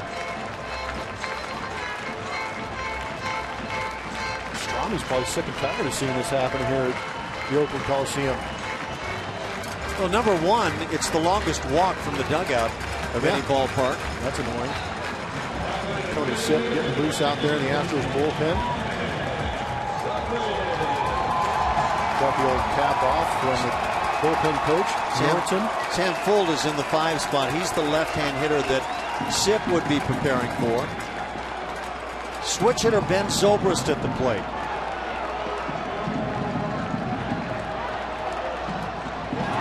And the ball gets by Conger, and now into scoring position is Mark Canha.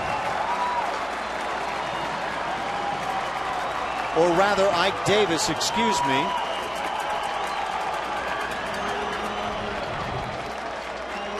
Well, that's killer right there. I found myself wondering if Zobrist might be bunting. Bob Melvin trying to figure out what to do. It's a wild pitch. But the wild pitch just simply takes care of all the decisions. Unless you decide you want to bunt here. Which is highly unlikely. Yeah, last at bat, by the way, Blummer, Ben Zobrist showed us that his leg, something's wrong. He's not feeling good at all. Yeah, we've heard about the heel issue, has a knee issue, maybe some bone bruises going on there, but for whatever reason, the last time he broke out of the box, it did not look pretty at all. But I think in regards to the strategy in this situation right here, I'll let Zobrist try and hook one. You get a left-handed hitter up there, just let him try and roll one over. If not, maybe shoot one to the right side, score that run, and continue this inning with nobody out.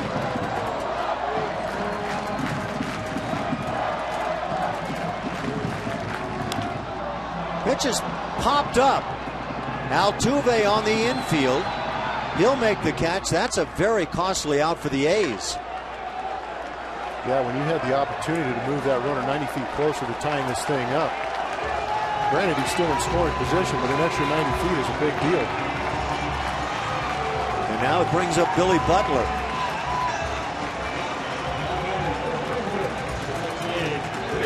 Do you walk him bring up Sam Fuld and bring in the left-hander Sip to try and get a guy that's hitting 348. Good question. The guy that's hitting 348 is 0 for 4 on the night. So now I guess you can play it multiple directions. They almost took care of it with a hit batter right there. I don't know. What do you do there? You probably give him 2 pitches. If he falls behind 2-0, just go ahead and put him on, bring in Tony Sip, and roll the dice. Hit in the air, long run for Springer. Coming to foul territory, lays out and can't get there. Love the effort. Yep.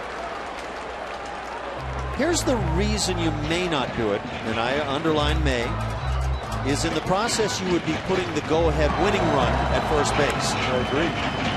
Don't want to do that as a manager sometimes. Yeah, if you do it, it's a huge risk. I think George did that just for fun. They have. Now you do the intentional walk, and then the wild pitch happens again, and there's 2 men in scoring position. You just, it's tough to control. Butler takes a strike.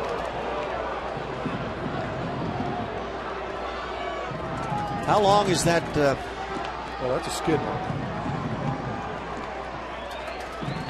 Yeah. Pretty good one at that. Hopefully it doesn't bother Tony Sip.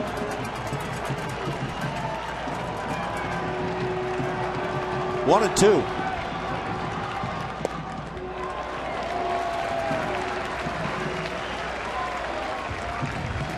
Well, this bullpen has faced its first real challenge of a struggle so far this season.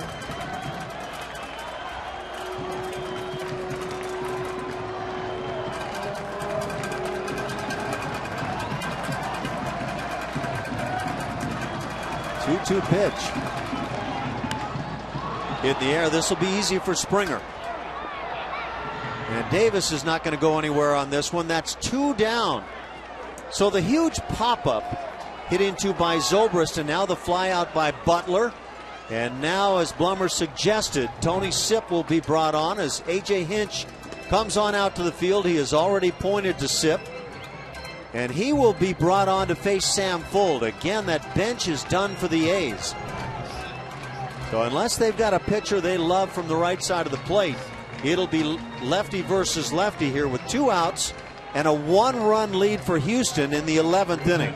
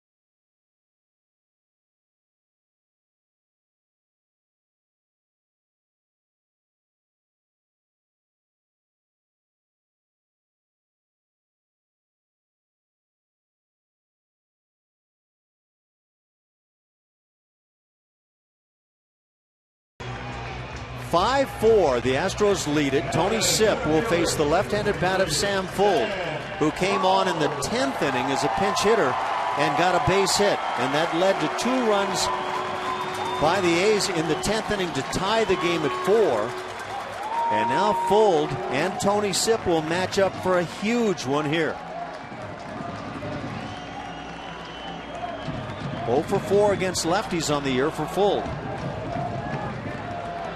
Those fans staying awake, they're being entertained, aren't they?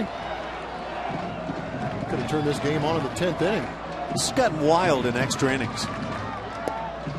And a strike delivered. Good pitch. I'd like to see those relievers come in and get ahead early with that first strike. Tony Sipp in his 7th outing on the season has allowed 1 earned run in 7 2/3 innings.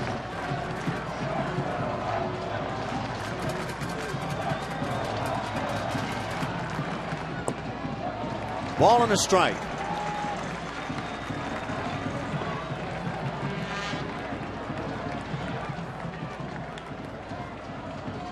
Dallas Keuchel, 9 shutout innings of 2-hit baseball this evening. Has nothing to show for it. Scott Kazmir almost matched, 7 innings, 5 hits and no runs against him.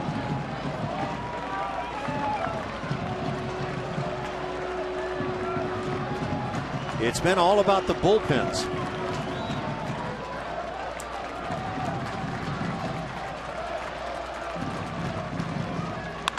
Pitch is hammered but foul down the right side. That'll make your heart skip a beat, won't it? I wouldn't have thought Sam Fuld had that kind of power, but the ball was hit on the money. That's what it takes. 10 career home runs for Sam Fuld. 1-2 the count. Tony Sipp would seem to be in the driver's seat.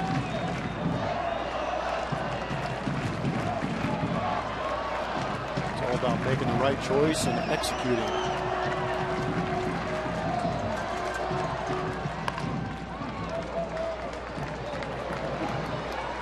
I'd like to see a little bit better location on a 1-2 count with your slider. Yeah, this big hanger possibly inside. Luke Gregerson, who gave up the 2 runs in 1 inning of work the 10th inning, is the guy that could pick up the W tonight. There's just no justice in this game in that sense. I thought baseball was a game where everything evened out. It could be the biggest lie in all of sports.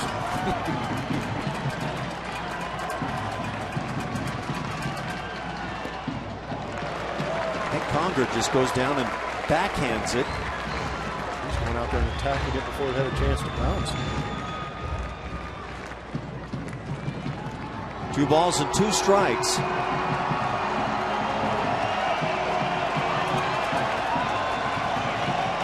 Keuchel, Gregerson, Neshek, and now Sipp on the mound for the Astros.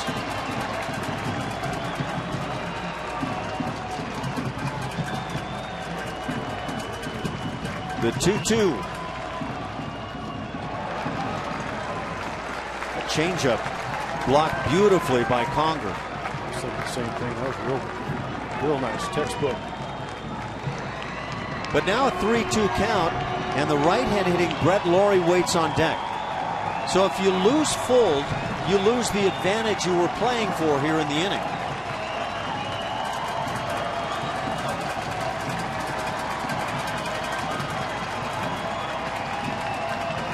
Chad Qualls is loose in the Astros pen. And you wonder, would Qualls be called upon to face Laurie? And there's ball 4. So the lefty-lefty matchup works in favor of the Oakland A's. Fuld goes down to first base. 2 outs, runners at first and second. And here comes A.J. Hinch. He points to the pen. So the question is answered. It'll be Chad Qualls facing Brett Laurie with a pair of runners aboard and trying to protect this 5-4 lead in the 11th.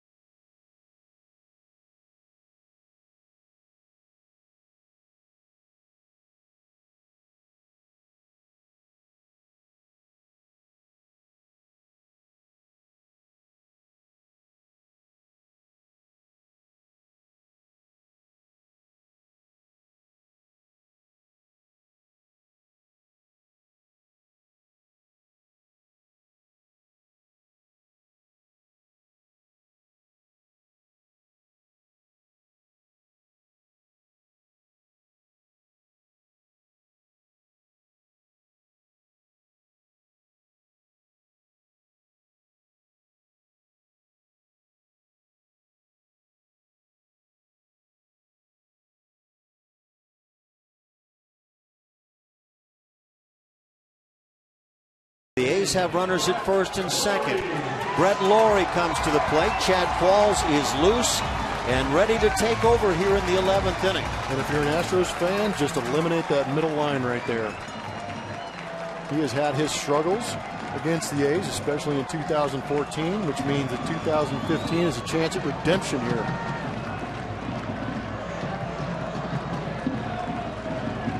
Redemption it is then. Brett Lawrie 0 for 4 with a strikeout. And a dislocated hip. What a play he made on a pop fly and then hit the mound down the left field side. Was it ever? Qualls, pitcher number 5 for Houston. And that first pitch fouled back. Whoop. Dallas Keuchel, 9 shutout innings. Bullpen, 1 2/3 innings and 4 runs so far. And it goes against the numbers we were looking at earlier. Absolutely. One more out from Chad Qualls and you'll take all of it.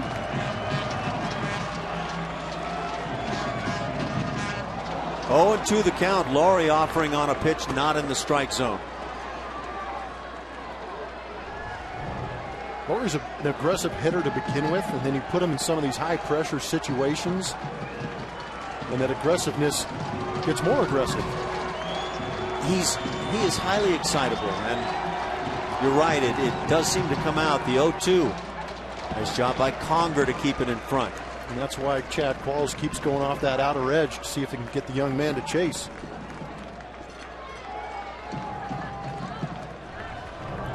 This is something you have to count on in your catcher. Can you throw that pitch in the dirt where you can get the half swing and keep the ball in front?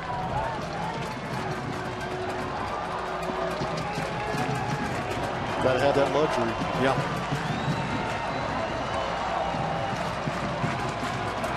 Two-run home run by Marcus Semien here in the inning. Lawrie hits it in the air to center field and deep. But there is Rasmus, and there's your ball game. Chad Qualls comes on and gets the one big out that was needed to lock this thing down. And there's your save as the Astros keep it above water. They win it 5-4 in the first of 3 here, and Marwin, one of the heroes on the night.